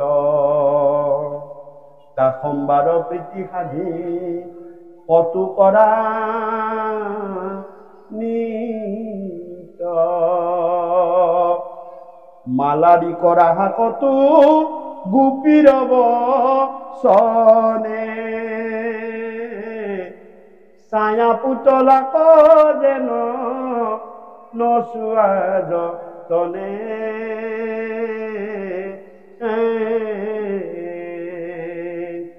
কিনো কৰ্ম নকৰিলা হৰি গোকুলত, কিয়? ভকতৰ বৈশ্য হেন দেখাই লালো কত। ইয়াতো উদ্ধৱক আহি এইটোৱে ক'লে শেষত, যে নিশ্চয় মই কলো তোমাক, আগতেও মই কৰিছো, আৰু সেই সময়তো তোমাক কৈছো, নিশ্চয় কওঁ ভকতিতে মোক অৱশ্য কৰে। মোৰ গোপীৰ চেণ্ডেল কঢ়িয়াইছো। গোপীসকলে কিবা কাৰণত ফুৰিব যাবলগীয়া হয়, দেখে যে পদূলিতে কৃষ্ণই ঘিলা খেদি আছে, আহি পদূলি পাই গ'ল, সাজি কাচি চেণ্ডেলযোৰ পিন্ধিবই পাহৰিলে, খালী ভৰি থকা কথা যে। ওচৰতে কৃষ্ণ, হয় কৃষ্ণ যা যা যা, মোৰ চেণ্ডেলযোৰ লৈ আহ। ক'ত আছে? এই আলনাৰ তলতে আছে। চাওক, অনন্ত কোটি ব্ৰহ্মাণ্ডৰ মালিক কৃষ্ণ দৌৰ মাৰি যায়, আলনাৰ তলত সোমাই গোপীৰ চেণ্ডেলযোৰ লৈ আহি ভৰিত লগাই দিয়ে। আহি কিন্তু মোক মাখন দিব লাগিব দেই, চুক্তি এইটো। কি নাই তেওঁ? মাখন কি নাই নেকি? ৰজাৰ নন্দৰাজৰ ঘৰত আছে। চাওক, পাৰিব আমাৰ অলপ বয়স হ'লে মোক চেণ্ডেল ল'বলৈ দিয়ে, হা, মোক চেণ্ডেল কৰিবলৈ। আমি যদি কোনোবা এজন নৃত্য সংঘৰ ভকত হওঁ, কিন্তু কৃষ্ণ কৰি দেখাইছে, ভকতত মই বৈশ্য, মই চেণ্ডেল আনি দিওঁ। পাদুকা মানে চেণ্ডেল। কেহু বেলা গোপীকাৰ শুনি আজ্ঞা বাণী, পাদুকা পিৰাক প্ৰভু ধৰি থকা আনি। আমাৰ ইমান দেহত অহংকাৰ আছে, আমি সেইবিলাক কৰিব নোৱাৰো। দেহত যাহাৰ নাহি অহংকাৰ, কৰ্মত তাহাৰ নাহি বিচাৰ। যাৰ দেহত অহংকাৰ নাই, তেওঁহে কৰ্মত কোনো বিচাৰ নকৰে। আৰু কি কৰে, গাখীৰ খীৰাই আছে, বহুত গাখীৰ ওলায়, পীৰাখন আনিব পাহৰিলে, গাখীৰ খীৰাই আছে, ঘূৰি চাইছে এই কৃষ্ণ খেলি আছে, হয় কৃষ্ণ পীৰাখন লৈ আহ। দৌৰ মাৰি পীৰাখনে নাই মোৰ টিকাৰ তলত সোমাই দে, টিকাখনৰ তলত কৃষ্ণ সোমাই দিছে। গাখীৰ দিব লাগিব কিন্তু, বোলে হ'ব। কেতিয়াবা শুনি চাই থাকে, এই কৃষ্ণ, তেতিয়া আৰু টিভি চিভি নাছিল নহয়, এইটো বৰ ধুনীয়া নাচ দেখোন, নাচচোন এবাৰ। কেতিয়াবা গীত গাবলৈ দিয়ে, গীত গায়, কেতিয়াবা নাচিবলৈ দিয়ে, নাচে। চাওক, তোমাক যি ভাল পায় তেওঁৰ প্ৰতিটো কথাই শুনিব লাগে। তেওঁক অৱজ্ঞা অনুশোচনা কেতিয়াও কৰিব নোৱাৰে, নালাগে। মাতৃয়ে তোমাক সেনেকে ভাল পায়, সেইকে মাতৃ বচন যদি পুত্ৰই কিবা কাৰণত অলপ নুশুনিলে তেওঁৰ হৃদয়েহে জানিব কিমান বেয়া লাগে, মৰি যাওঁ যেন লাগে। এইটো কথা মোৰ নুশুনিলে সি, যিয়ে ভাল পায়, সঁচাকে ভাল পায়, তেওঁ কোনো বিচাৰ নকৰাকৈ সেই কৰ্ম কৰি দিয়ে। মই কি, মোৰ মায়ে কৈছে মই কি? গোপীয়ে কৃষ্ণক ভাল পায়, গতিকে গোপীয়ে যি কৰ্মৰ কথা কয় তাকে কৃষ্ণই কৰে। ভকতৰ তেওঁ বৈশ্য, আৰু ইয়াতো তাকে কলে যে মই ভকতৰ কাৰণে বৈশ্য। হে হৰি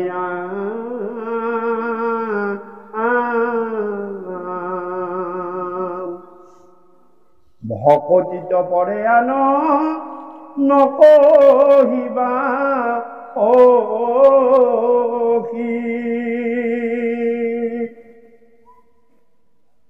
হেন শুনি উদ্ধৱে মুচিলা দুয়ো আশি।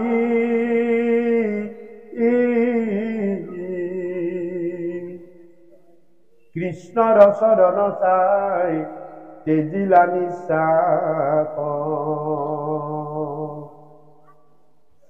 হে ৰাম গদ গদ বাক্যে বুলি লন্ত লাখে লাখ।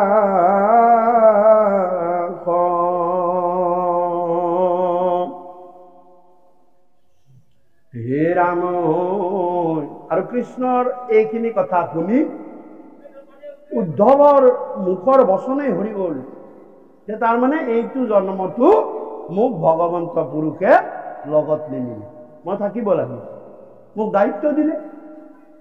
আৰু এইটো কলে যে তুমি এঠাইতেই ৰৈ নাথাকিবা, তুমি পৃথিৱী পৰ্যতি ঘূৰা ফুৰা, তেতিয়া কি হব, মোৰ ধৰ্ম ভক্তি ধৰ্ম প্ৰচাৰ প্ৰসাৰ হব। তুমি বদৰিকাশ্ৰমতেই যদি ৰৈ থাকা তালৈ অহাখিনিহে জানিব। গতিকে তেওঁলোকে অহাখিনিহে জানিব, গতিকে তুমি যেতিয়া ঘূৰি ফুৰিবা সকলোৱে জানিব। গতিকে ভকতক স্বৰূপটো হল ভ্ৰমৰৰ স্বৰূপ। যদি আপোনাৰ গাত ভক্তি তত্ত্বই লগ দিছে, ভগৱন্ত পুৰুষে পাক চক্ৰ কৰি হলেও তোমাক ঘূৰাই ফুৰাব। যেনেকুৱা কৃপালু গুৰু দুজনা, ভক্তি তত্ত্বই লগ দিছে, নিমিত্ত মাত্ৰ কছাৰীৰ উৎপাত, বড়োৰ উৎপাত, মানে ৰজাৰ উৎপাত, এইবিলাক নিমিত্ত কৰাই নগাঁৱৰ পৰা আনি মানে ধোৱাহাট বেলগুৰি স্থান, তাত শংকৰ মাধৱৰ মিলন, তাৰ পৰা আহি বৰপেটা, ৰৌতা, হয়নে, নাৰায়ণপুৰ, তাৰপিছত বৰপেটা, বৰপেটাটোৰ পৰা আকৌ একেবাৰে মানে মধুপুৰ, এই যে কিয় ঘূৰাই ফুৰাইছে? তাৰ মানে কি, ভক্তি তত্ত্বটো যদি আপোনাৰ লগত থাকে ভগৱন্তই ঘূৰাই ফুৰাই। কাৰণ কৃপালু গুৰুজনা যদি নগাঁওতে বহি থাকিলেহেঁতেন আমি বিলাকে জানো পালোহেঁতেন? আমি বিলাকে নেপালোহেঁতেন, ওপৰ ফালে নেপালোহেঁতেন, বৰপেটাই নেপালেহেঁতেন, মধুপুৰে একো নেপালেহেঁতেন। চাওক, কিয়? তেওঁৰ গাত ভক্তি তত্ত্ব আছে, আৰু ভক্তি তত্ত্ব যাৰ গাত থাকিব সি ভ্ৰমৰৰ চৰিত্ৰ। ভ্ৰমৰে যেনেকে এনেকে একে নাথাকে, সেইকাৰণে ভকতক ভ্ৰমৰৰ লগত তুলনা কৰা হয়। ভ্ৰমৰ মানে ভোমোৰা। ভকত ভ্ৰমৰে নাম ৰস চুপে, হয়নে? এটা দিহা নামে আছে, মই পাহৰিলো। গতিকে চাওক, গতিকে ভকতৰ চৰিত্ৰটো হৈছে ভ্ৰমৰৰ চৰিত্ৰ। ই একেঠাইতে থাকিব নোৱাৰে। হে ৰাম মাধৱে বুলন্ত সখী শুনি উখি ধান্ত, তুমি মোৰ মহামিত্ৰ ভকতয়ে কান্ত।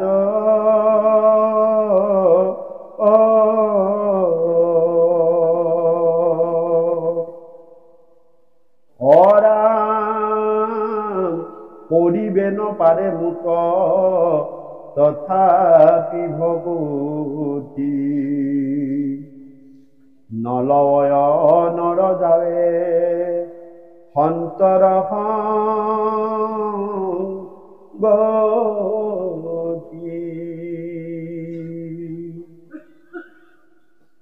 হে ৰাম কৰ্ণতক হন্ত কথা কৃষ্ণে গোপ কৰি, নাহিকে উপায় সখী কুসংগ হৰি।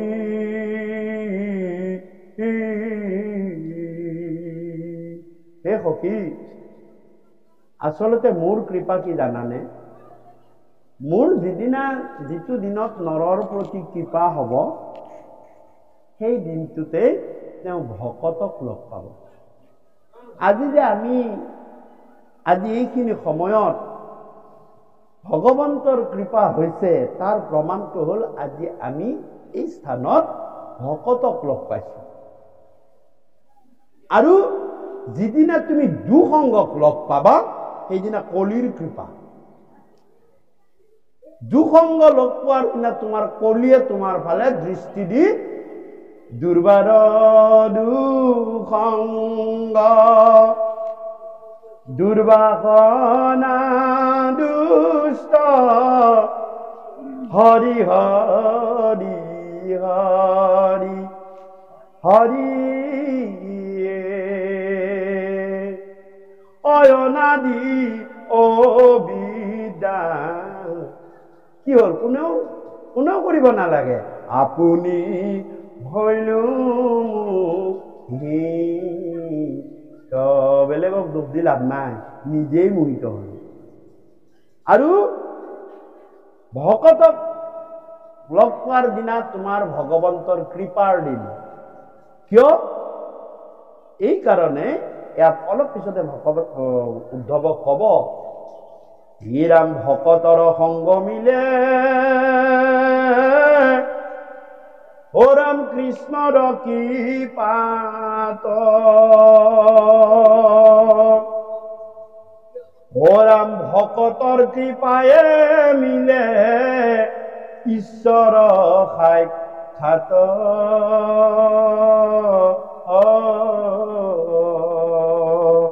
অৰ্থাৎ ভগবন্তই কলে যে তুমিয়ে মোৰ স্বৰূপ, আৰু যি জীৱৰ প্ৰতি মোৰ কৃপা হৈছে, যি নৰৰ প্ৰতি মোৰ কৃপা হৈছে, মই তেওঁক ভকতক লগ কৰাই দিম। আৰু ভকতক লগ কৰাই দি সেই ভকতে কৃপা কৰিলে মোক তেওঁ হৃদয়ত দৰ্শন কৰে, বাহিৰত নহয়। তেওঁ ভকতৰ কৃপায়ে মিলে ঈশ্বৰ সাক্ষাৎ। সেই ভকতে কৃপা কৰিব লাগিব। ভকতে কৃপা নকৰিলে মই সাক্ষাৎ নিদিওঁ। মোৰ কৃপা হলে ভকতক মিলাম, কিন্তু ভকতক তুমি সেৱা কৰি সন্তুষ্ট কৰিলে ভকতে তেতিয়া মোক দেখাই দিব। মই ডাইৰেক্ট তুমি সোণ দিয়া, ৰূপ দিয়া, ঐশ্বৰ্য দিয়া, ধন দিয়া, মোৰ সবেই আছে। মই পূৰ্ণ কৃষ্ণ ভগৱন্ত। মই কাৰো কথা আজিলৈকে খোজা নজিৰেই নাই, কাৰণ মই যদি খুজিব লাগে মই অপূৰ্ণ হৈ যাম। পূৰ্ণ বস্তুৱে কাৰো পৰা একো প্ৰয়োজন নাই। পূৰ্ণ ব্ৰহ্ম কৃষ্ণ, তেওঁৰ একো প্ৰয়োজন নাই। যি খোজে এটাই বস্তু খোজে, তোমালোকে মোক প্ৰেম ভকতি দিয়া। সেইটো তোমাৰ, সেইটো মোৰ নহয়। সেইটো মই তোমালোকৰ পৰা বিচাৰো, বাকী মই একো নিবিচাৰো।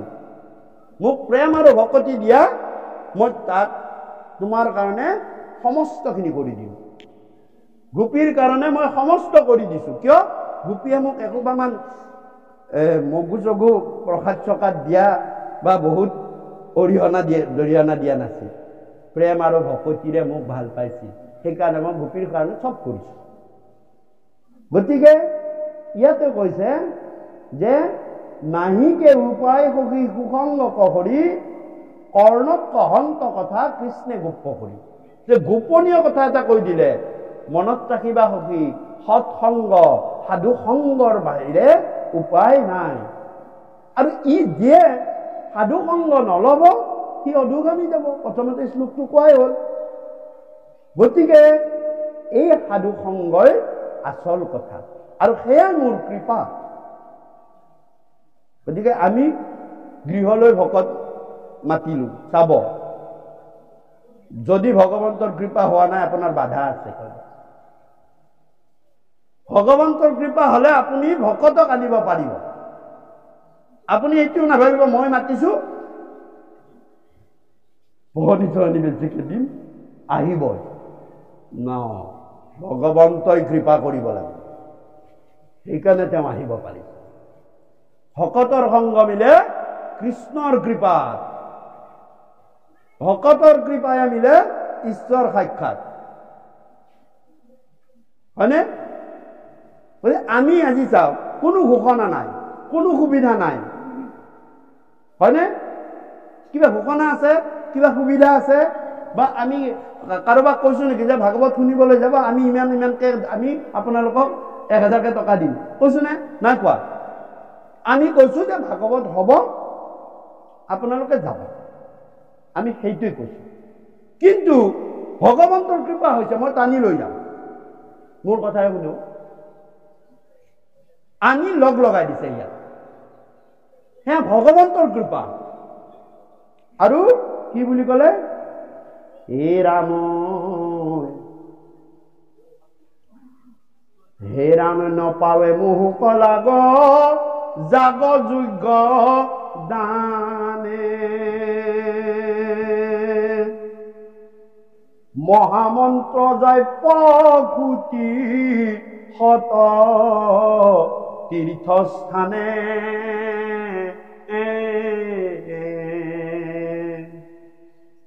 অ ৰাম নপাৱে আমাক একাদশী উপবাসে। হে ৰাম নকৰয় অৱশ্য মোক পৰমশ নাশে। আন কৰ্ম কৰি আমি চাতে মাথ মৰে। হে ভকতৰ সংগত সম্যকে পাবৈ মোকে।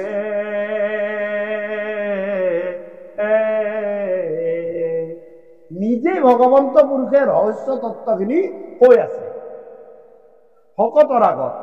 কৈছে যে হে সখী, মোক নপাৱৈ মোহক লাগ জাগ যোগ্য দানে। কলিত যাগ যজ্ঞ কৰি মোক লগ নাপায়, এইটো মিছা কথা। বেলেগ দেৱ দেৱীৰ কথা নাজানো মই, কিন্তু মোক লগ নাপায়। আৰু মহামন্ত্ৰ জাপ্য শত কোটি শত তীৰ্থস্থানে, এই তীৰ্থ ভ্ৰমিবলৈ গৈও মোক লগ নাপায় কলিত। মিছা কথা। আৰু নপাৱে আমাক একাদশী উপবাসে। এই বা পুৰা ভকতীয়া, একাদশীত মানে পানী এক টোপো নাযায়, হা ইমান ভকতীয়া। আৰু যদি কোনোবাই খালে, এই দুৰাচাৰ, একাদশীৰ দিনা ভাত খালে, শুনিছে? মোক সেইবিলাকে নাপায়, মোক সেইবিলাকে নাপায়, মোক সেইবিলাকত মোৰ কথাই নাই। আনকি আনক নকৰয় বৈষ্ণৱ পৰম সন্যাসে। কোনোবাই যদি গোটেই সংসাৰ সংসাৰ এৰি হাবিৰ মাজত গৈ বহিও আছে মোক ধ্যান কৰি, কলিত নাপায়।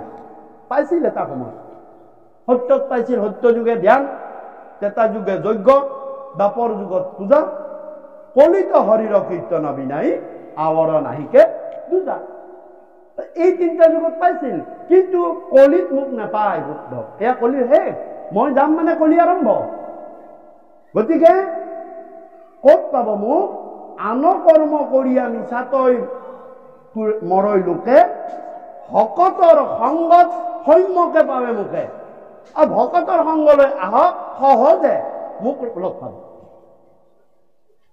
কাৰণ ভকতৰ হৃদিতেই মই থাকো ভকতকে মোৰ হৃদি জানিবা নিশ্চয় ভকত জনৰ জানা আমিকে হৃদয় গতিকে ভকত সেৱাই ভগৱন্তৰ সেৱা বুলি ধৰি ল'ব আৰু ভকত সেৱা কৰাৰ সুবিধা পোৱাখিনি ভগৱন্তৰ কৃপা বুলি ধৰি ল'ব ধৰি লৈ ভগৱন্তক সেৱা কৰাৰ নিচিনা ভকতক সেৱা কৰিব ভকতে তোমাক ভগৱন্তৰ পৰা সমস্তখিনি দিয়াই দিব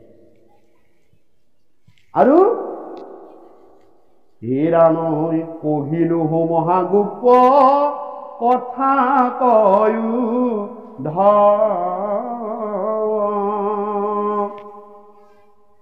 যিহেতু ভকত তুমি পৰম বান্ধৱ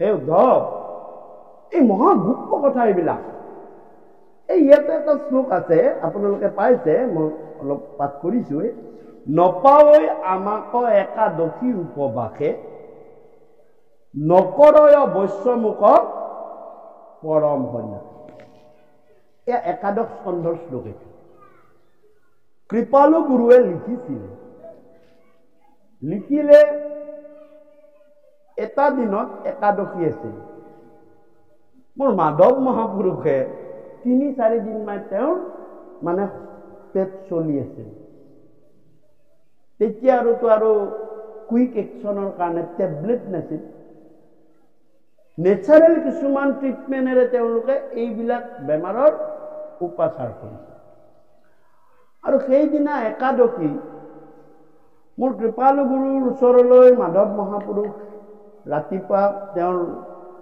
সখীয়েক নাৰায়ণ দাস ঠাকুৰতাৰ সৈতে আহিছে দূৰৰ পৰা মোৰ কৃপালু গুৰুৱে দেখিছে মাধৱৰ মুখখন দেখোন আজি টুপটুপীয়া হৈ আহিছে আজিতো একাদশী মুখ শুকাই আহিব লাগে একো খোৱা নাই কিন্তু মাধৱৰ দেখোন মুখখন একেবাৰে টুপটুপীয়া হৈছে তাৰমানে কিবা খাই আহিছে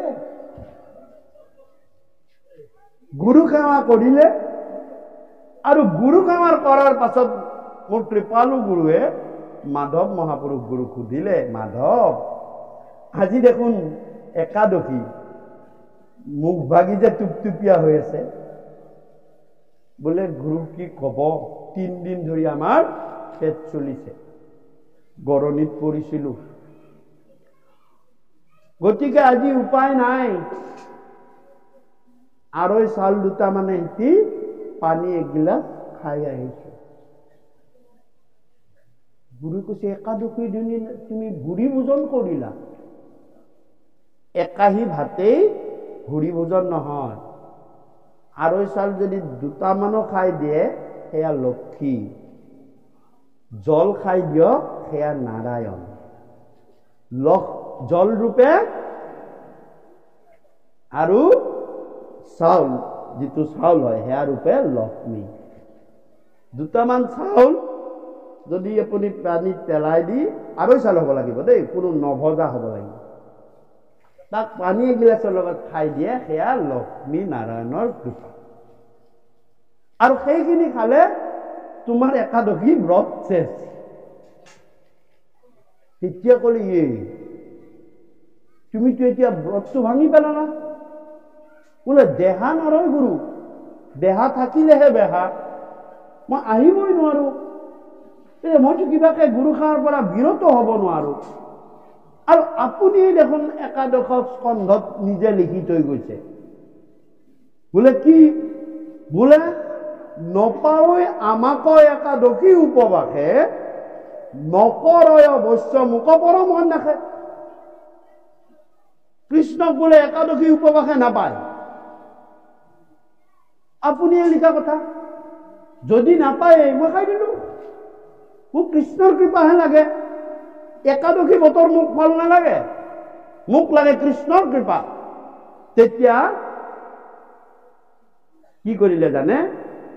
কৃপালু গুৰুৱে বোলে ৰমানন্দৰ মাক ভিতৰৰ পৰা কাপ মহি আনা, মই এই শ্লোকটো উঠাই দিওঁ। মই কি কৰো? এই শ্লোকটো কাটি দিওঁ। আজি যে আমি পঢ়িব পাইছো, সেই যে এই শ্লোকটো নাৰায়ণ দাস ঠাকুৰৰ কাৰণে আজি পঢ়িব পালো। মই এই শ্লোকটো উঠাই দিওঁ। মই লিখিলো হয়, এই শ্লোকটো নাইকিয়া কৰি দিওঁ। তেতিয়া আনিতে নাৰায়ণ দাস ঠাকুৰে কৈছে বোলে কৃপালু গুৰু, এটা শ্লোক কৰোতে কিমান কষ্ট, কিমান হাবি বন কাটিব লাগে আপুনিহে জানে। কৰিছে কৰক, আছে থাকিব দিয়ক। যোনে যি ভাগে লয় সেই ভাগে লব, কৰায়ো পাব, নকৰায়ো পাব। আপুনি নেকাটিব। তেতিয়া সেই শ্লোক ভাগি নেকাটিলে নাৰায়ণ দাস ঠাকুৰে তাৰ কাৰণে। আৰু সেইকাৰণে আজি আমি এইখিনি কথা পঢ়িব পাইছো। তাৰমানে বাধ্যবাধকতা সেই সময়ৰ পৰাই নাই। মানিল উপবাসে থাকিব পাৰিলে নিজৰ যিটো পাচন ক্ৰিয়াতন্ত্ৰ সেইটোৰ কাৰণে খুব ভাল, মানে খুব ভাল। তথাপিও তাৰ দ্বাৰা ধৰ্ম সম্পাদন কৰাটো নুবুজায়। গতিকে ধৰ্ম সম্পাদন কৰাটো তাৰ দ্বাৰা নুবুজায়। আৰু এটা কথা যে তুমি একাদশী পালি আছা দিনটো, বা সেইটো দিনত তুমি কি কৰিছা যে একো খোৱা নাই, ব্ৰত পালি আছা, কিন্তু গধূলি কি খাম গোটেই দিনটো ভাবি আছা, সেইটো আকৌ বেছি বেয়াহে বুজন। দিনটো তুমি কৃষ্ণৰ কথা চিন্তা কৰি থাকিব লাগে, কিন্তু তাকে নকৰি দিনটোতো একো খোৱা নাই, যাওঁ অকমান বজাৰৰ ফালে ওলাই, হা উপবাস কৃষ্ণৰ লগত বাস কৰি থকা, ভাৱ ভাৱনা ভক্তিৰে কৃষ্ণৰ সৈতে বাস কৰি থকা। কিন্তু তাকে নকৰি কি কৰিছা? চানা মাছ পাওঁনে, ডাঙৰ মাছ পাওঁনে,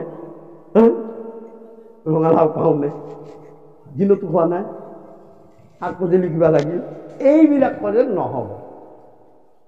ভগৱন্তই যি মিলাই তাকেই তুমি ভগৱন্তৰ প্ৰসাদ হিচাপে লোৱা। এই হৰিনাম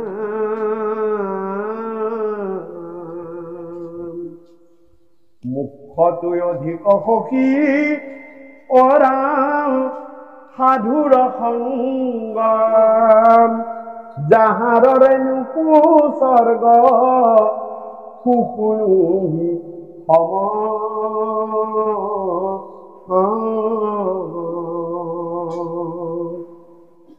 অসাধু সংগে অনেকে পাইলে কমূৰ গতি, হে দিও লেখা সখী তাত শুনিও প্ৰতি। গতিকে হে সখী, মুখ্যটো অধিক সুখ সাধুৰ সংগত পোৱা যায়। মুখ্য মানে মুখ ক্ষয় হোৱা পৰ্যায়টোকে মুখ্য বুলি কয়। আমি আজি ইয়াতে যে আহিছো, এয়া সাধুৰ সংগত। আমি কি মুখ কৰি আহিছো? এই ঘৰৰ সংসাৰৰ যিখিনি মায়াময় মধুমতী মায়া, তাৰ মোহটো ক্ষয় কৰি আহি ইয়াতে সাধুৰ সংগত বহিছো। এই সুখ কৈছে যাহাৰ ৰেণুক স্বৰ্গ সুখু নুনি সম। এই সুখটো, এই আনন্দটো, এই পৰিতৃপ্তিটো আপুনি দিছপুৰৰ ৰাজভৱনত পাবনে? সেইটো ৰাজসুখ, সেইটো স্বৰ্গ সুখ, তাত স্খলন আছে, সেইটো স্বৰ্গ সুখ। হোটেলৰ সুখটো স্বৰ্গ সুখ, ৰাতিটোহে থাকিব পাৰিবা, ৰাতিপুৱা ঘৰকে উলিয়াই দিব পইচা নিদিলে। কিন্তু আপুনি ইয়াতে গোটেই নিশাটো ভাগৱত কথা শুনি থাকক, সাধুৰ সংগত থাকক, আপোনাক গতিয়াই উলিয়াই নিদিয়ে কোনো। পাৰিলে আপোনাক আদৰ সাদৰ কৰি ৰাখিব। এয়া কৈছে সাধুৰ সংগকো। আমি কি কৰো, এইটো ঠেলা মাৰি থওঁ। আমি স্বৰ্গ সুখ, ৰাজসিক সুখ, তাৰ পৰা গৈ আধা ঘণ্টা 1 ঘণ্টাৰ পিছত সি তামসিক সুখলৈ পৰিণত হয়। তামসিক আহিলা কোনটো এৰিলো, আমি মুখ্য সুখটো বাদ দিলো। গতিকে কৈছে যে সাধু সংগে অনেকে পাইলে মূৰ গতি, দিও লেখা সখী থকা শুনিও সম্প্ৰতি। সাধুৰ লগত সংগ কৰি পৰম গতি পোৱা, তাৰ মই কিছুমান লেখা দিছো, নাম শুনা। কোনে কোনে সাধুৰ লগত সংগতি কৰি মোৰ পৰম কৃপাৰ পাত্ৰ হৈছিল। কোনে? যে মনুষ্যই নহয়। আমি ভাবো এই মানুহ কেইজনে হৈছে, নহয়। মনত ৰাখিব, ভকতক 6জন ভকতৰ 2জন পশুৱে আছে। হনুমান, জাম্বৱন্ত, পশু।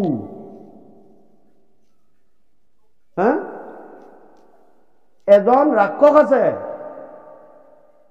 আমি ৰাক্ষসক দুৰ্দেশ কৰো, বিভীষণ ৰাক্ষস। এজন ঋষি আছে, মৈত্ৰেয়। 2জনহে মনুষ্য আছে, উদ্ধৱ আৰু বিদুৰ। আৰু বিদুৰো মনত ৰাখিব, বিদুৰো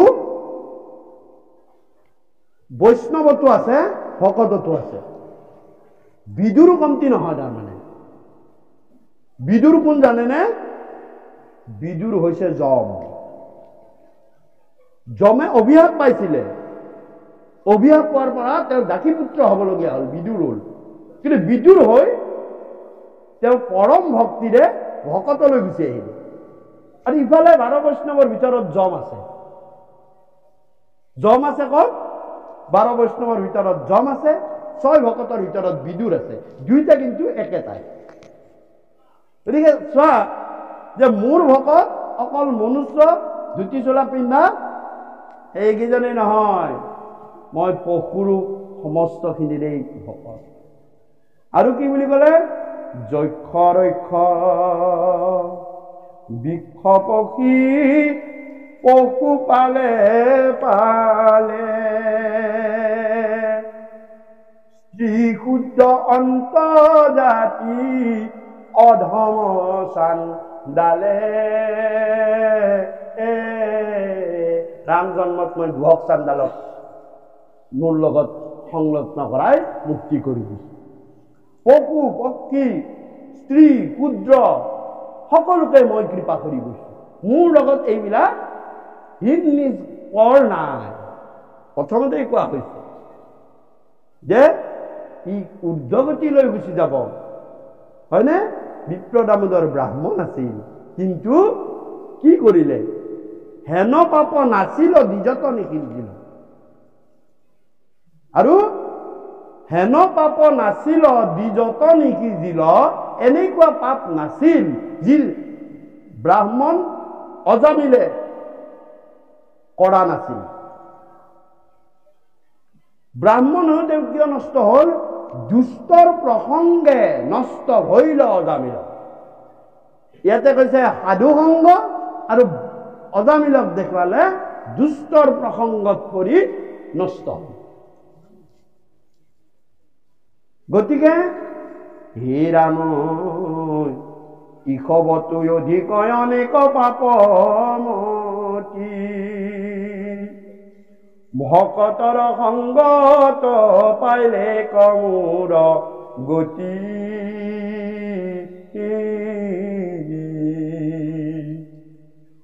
অৰাম বিভীষণ বৃষ কৰবা বলি, হে ৰাম বিভীষণ বৃষ কৰবা বলিবান,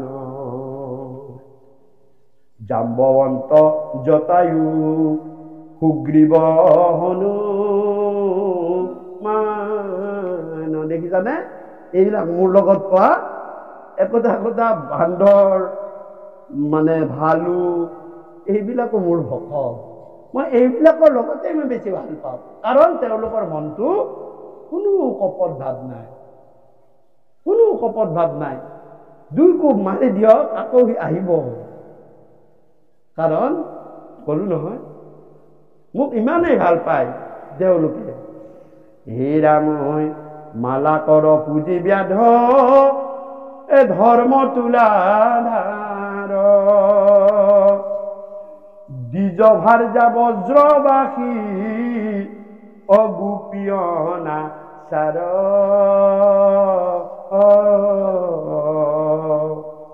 যে বিভীষণ, বীৰ বিষপৰ্বা, বলি বান, জটায়ু, জাম্বুবন্ত, সুগ্ৰীৱ, মালাকৰ পুঁজি, ব্যাধ, ধৰ্ম তুলাধাৰ, দ্বিজ ভাৰ্যা বিপ্ৰ দামোদৰৰ পত্নী আৰু ব্ৰজবাসী গোপীয় নাচাৰ, তেওঁলোকে কোনো ধৰণৰ তপ কৰা নাই, জপ কৰা নাই, কোনো ধৰণৰ সাধনা কৰা নাই, মোক পাই গৈছে,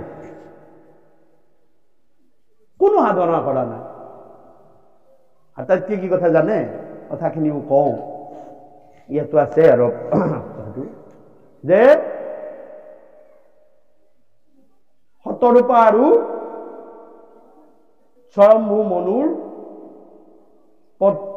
মানে স্বয়ম্ভু মনু আৰু শতৰূপাৰ একেবাৰে নুমলীয়া ছোৱালীজনীৰ নাম আছিল দেৱযানী, দেৱহূতি। সেই দেৱহূতিয়ে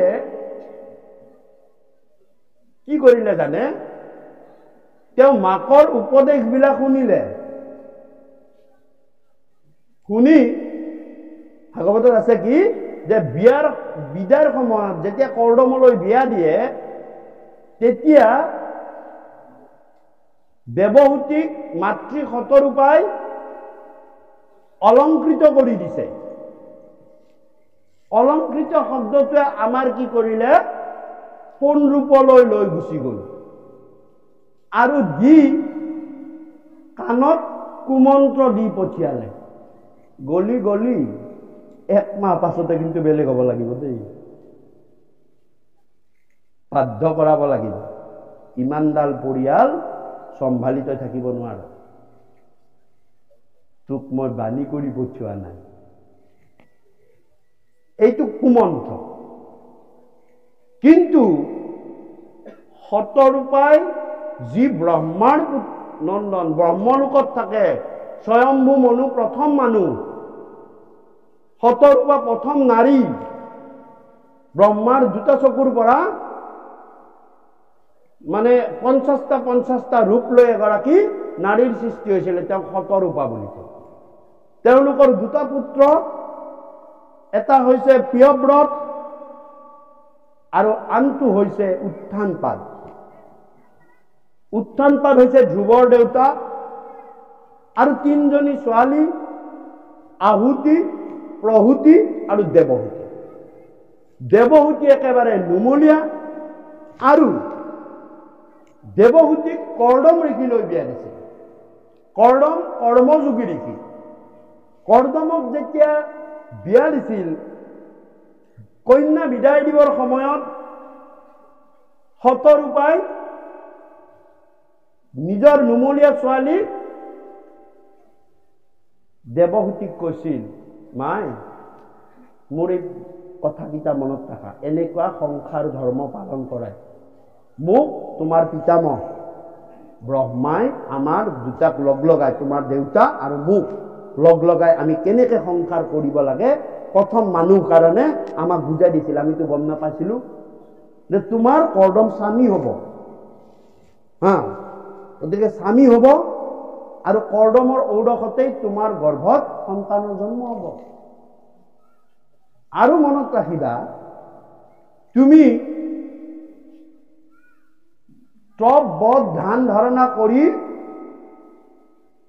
মানে কৰ্দমৰ সন্তান, মনুষ্য সন্তান পাব পাৰিবা, কিন্তু যদি তুমি স্বামী সেৱা ঠিকে ঠিকে কৰা, স্বয়ং ভগৱানক গৰ্ভত আনিব পাৰিবা। কোনো তপ চপ নালাগে, কোনো ধ্যান নালাগে, কোনো জ্ঞান নালাগে। মই তোমাক কি কৰিছো, অলংকৃত, বাণী বিভূষিতম অলংকৃতম, অৰ্থাৎ কথাৰেও মানুহক অলংকৃত কৰিব পাৰি। ভাল ভাল উপদেশ দিলেও তাক অলংকৃত কৰা বুলিয়েই কয়। ভাগৱত গ্ৰন্থখন সেইকাৰণে অলংকৃত কৰা আছে। ইয়াত সোণৰূপ লগোৱা আছে নেকি? কোনোবা এটা পৃষ্ঠাত সোণৰূপ আছে নেকি? কিন্তু অলংকৃত কৰা আছে কিয়?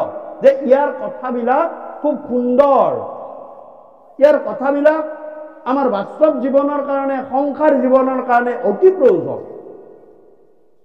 গতিকে তোমাক মই এটা কথা কৈছো, তুমি স্বামী সেৱা যদি ঠিকে ঠিকে কৰিব পাৰা, স্বয়ং ভগৱানক গৰ্ভত আনিব পাৰিবা। স্বয়ং ভগৱান দৈৱকী বসুদেৱে 3টা জনমত, প্ৰথম জনমত সুতপা প্ৰিঞ্চি গৰ্ভা তপ কৰিছিল। প্ৰিঞ্চি নামৰ সতী আছিল আৰু সুতপা নামৰ প্ৰজাপতি অৰ্থাৎ ৰজা আছিল।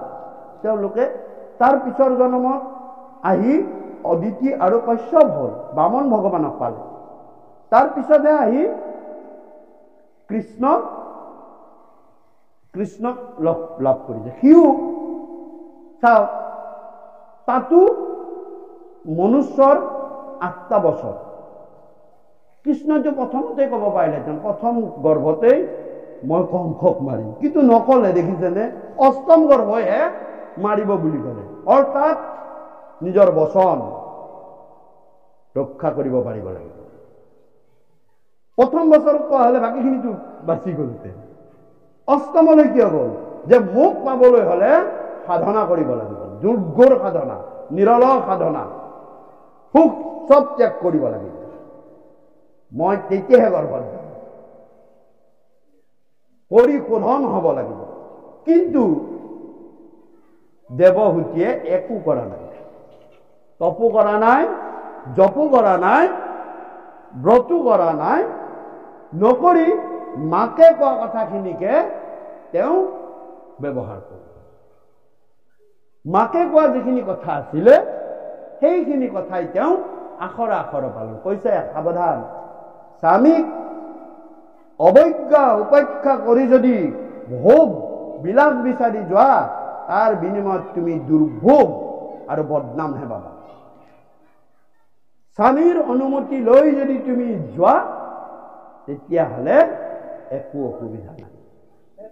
স্বামীৰ অনুমতি নোহোৱাকৈ,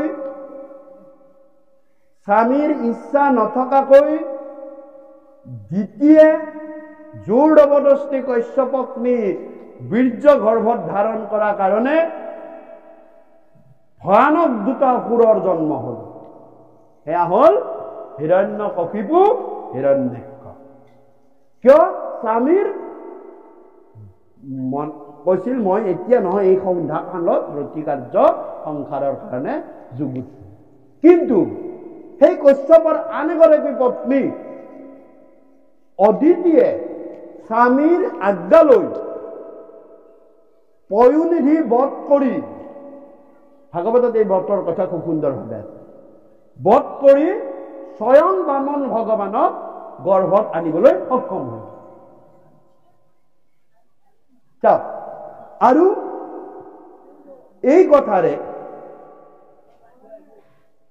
শতৰূপাই এটা মই অলংকাৰৰ কথা কওঁ, এটা অলংকাৰ অলংকৃত কৰা কথা কওঁ। 162টা অলংকৃত আছে, অলংকাৰ আছে। এইটো মনুসংহিতাত আছে। মনু আৰু শতৰূপাক মিলি ব্ৰহ্মাই সংসাৰ ধৰ্ম পালনৰ যি নিয়ম, সেইখিনি মনুসংহিতাত উল্লেখ আছে। গতিকে তাৰে এটা মই মানে অলংকাৰ মই আহিমাতৃসকলৰ প্ৰতি সেৱা জনাই কৈছোঁ। কৈছে যে হে দেৱহূতি, তোমাক তোমাৰ অৱস্থান হিচাপে কেইটামান কথা কওঁ।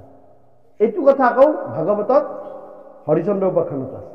হৰিচন্দ্ৰই সভ্যাক অলপ সময়ৰ কাৰণে 2টা শ্লোক কৈছে তাত, যে কি, যে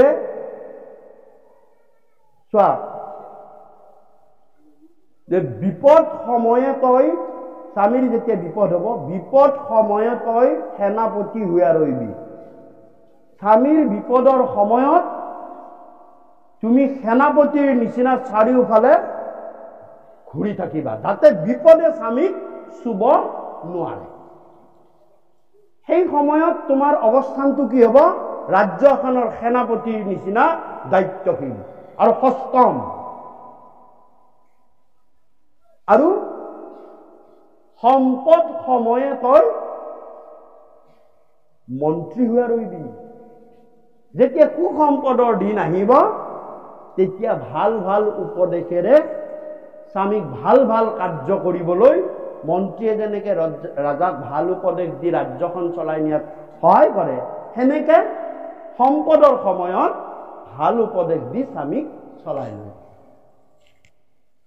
আৰু ভোজন সময়ে তই আই সম হইবি যেতিয়া ভোজন তুমি দিব হ'ব স্বামীক মাতৃৰ নিচিনা মাতৃ পুত্ৰক যেনেকে আলফুল কৰে খোৱা ভাল পোৱাটো বেছিকে অকমান হলেও দিছে বেয়া পোৱাটো আঁতৰাই আনিছে গৰম লাগিছে বিচি দিছে পানী লাগিছে পানী চানি আনি চব যোগাৰ কৰি দিছে দি কৃষ্ণ বুলি সেৱা কৰি কি কৰিছে অন্নখিনি ল'বলৈ সেৱা ধৰিছে আমাৰ আৰু হ'ব চিৰিয়েল চলিয়ে আছে যাব নোৱাৰো ৰ'ব পানী লৈ কাপচোন হয়নে গতিকে কি ক'লে যে ভোজন সময়ত তই আই সম হইবি কিবা লাগেনে কিবা প্ৰয়োজন হয়নে চাই থাকিবি খেলটো ৰাখিবি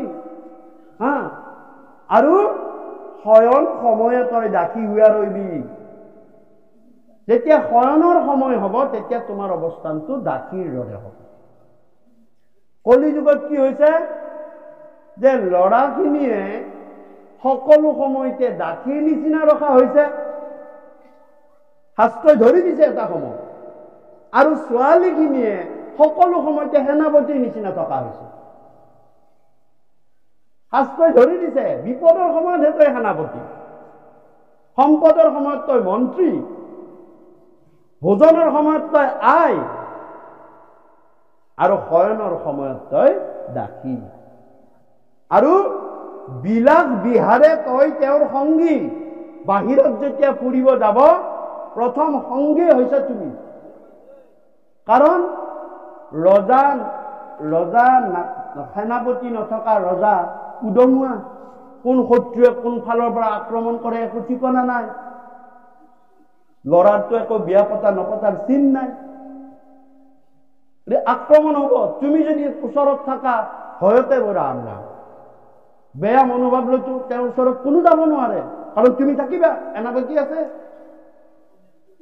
আৰু তোমাক ঘৰত থৈ যাব তেওঁ সিফাললৈ যাব তাত তেওঁ গৈ বেলেগকে ক'ব কোনোবা এই তই নাথাকাতো এনেকুৱা কথা আৰু তোমাক আহিও ক'ব এই তাত অমুক অমুক অমুক কৰি ফুৰিছে সংসাৰখনত কি কৰিব এটা জুই লগাই দিব গতিকে বিলাস বিহাৰে তই তেওঁৰ সংগী আৰু ক'লে যে বৃদ্ধ বয়সত তই তেওঁৰ অৰ্ধাংগী যেতিয়া দুইটা বৃদ্ধ বয়স হ'ব তেতিয়াহ'লে তুমি অৰ্ধাংগী অৰ্থাৎ তোমাৰো আধা বল যাব আৰু তেওঁৰো আধা বল যাব দুইটাই আধা আধা মিলাইহে এটা কাম কৰিবলৈ সক্ষম হবা এইটো অলংকাৰ এটা অলংকাৰ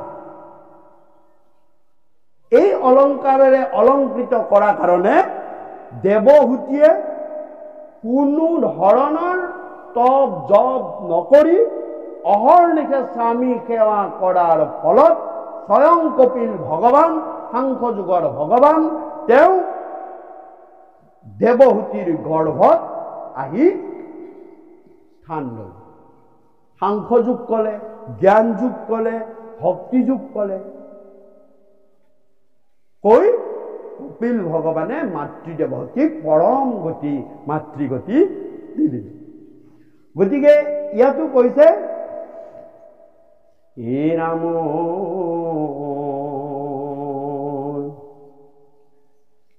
হে ৰাম নাহি তপব্ৰত শৌচ নপঢ়িলে বেদ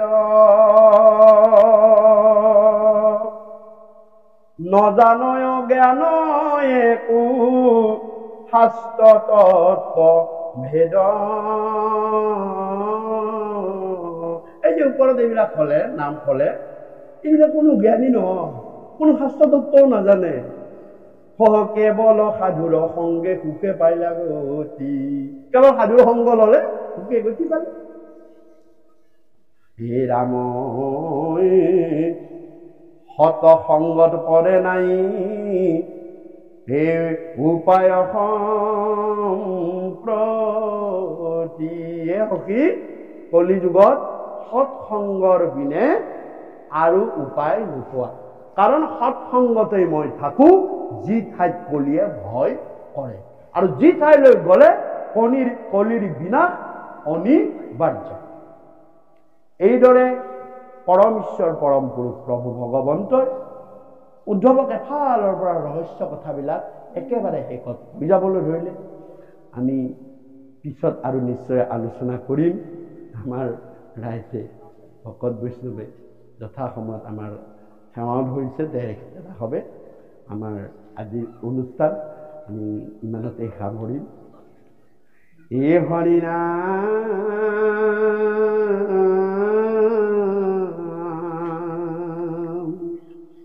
কৃষ্ণৰ নামেকে কৰৈ পতিতৰো গতি।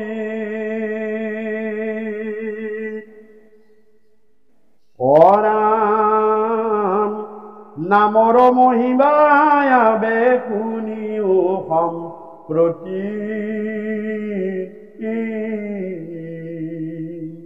হে যিতুজনে যাই মাধৱৰ নাম ধৰি, হে পাছে পাছে পুৰৈ দেৱ দেৱী স্তুতি কৰি। আমাৰ কিমান উল্টা কৰে দেখিছেনে? কোনোবাই তীৰ্থ ভ্ৰমণলৈ যায়, গাড়ীত আকৌ ৰাম নাম কি মধুৰ হৰি নাম। ভাগৱতে কৈছে তোমাক দেৱীবিলাকে স্তুতি কৰিব, তীৰ্থই তোমাক স্তুতি কৰিব।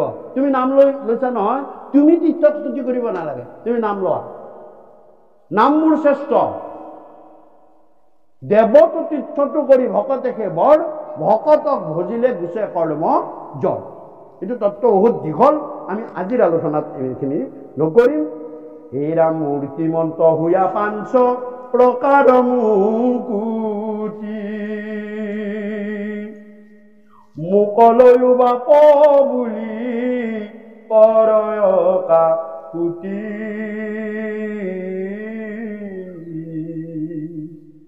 পাপ সংহাৰক হৰি নাম মহাবলী, যাৰ ধ্বনি শুনি কাম্পি পলাই পাপ কলি। জগতৰে সুহৃদ পৰম হৰি নাম,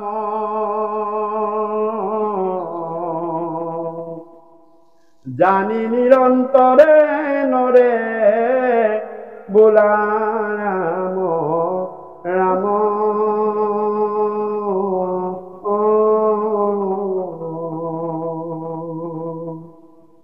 অৰাম জগতৰে পৰম সুহৃদ হৰি নাম, জানি নিৰন্তৰে নৰে বোলা ৰাম ৰাম। কৃষ্ণৰ চৰিত পৰম অমৃত, আতপৰে নাহি আন। কোটি কোটি যজ্ঞ জপ তীৰ্থ দান, ৰেণু কোনো শেষ মান।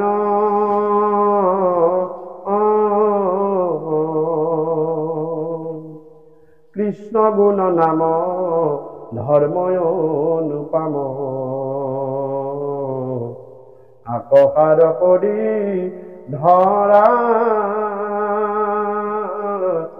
আন দেৱ ধৰ্ম দূৰতে তেজিয়া, কৃষ্ণ তভ কতি কৰা।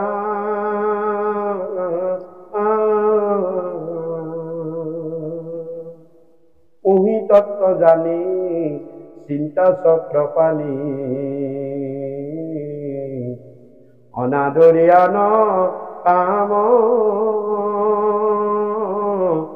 কৃষ্ণৰ কিংকৰে ৰচিলা শংকৰে ডাকি বোলা ৰাম ৰাম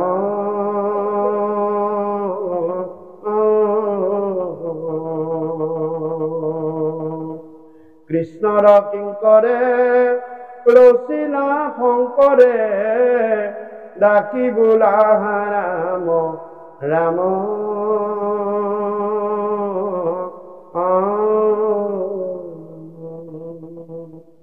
শ্ৰীমন্ত শংকৰ হৰি ভকতৰ জান যেন কল্প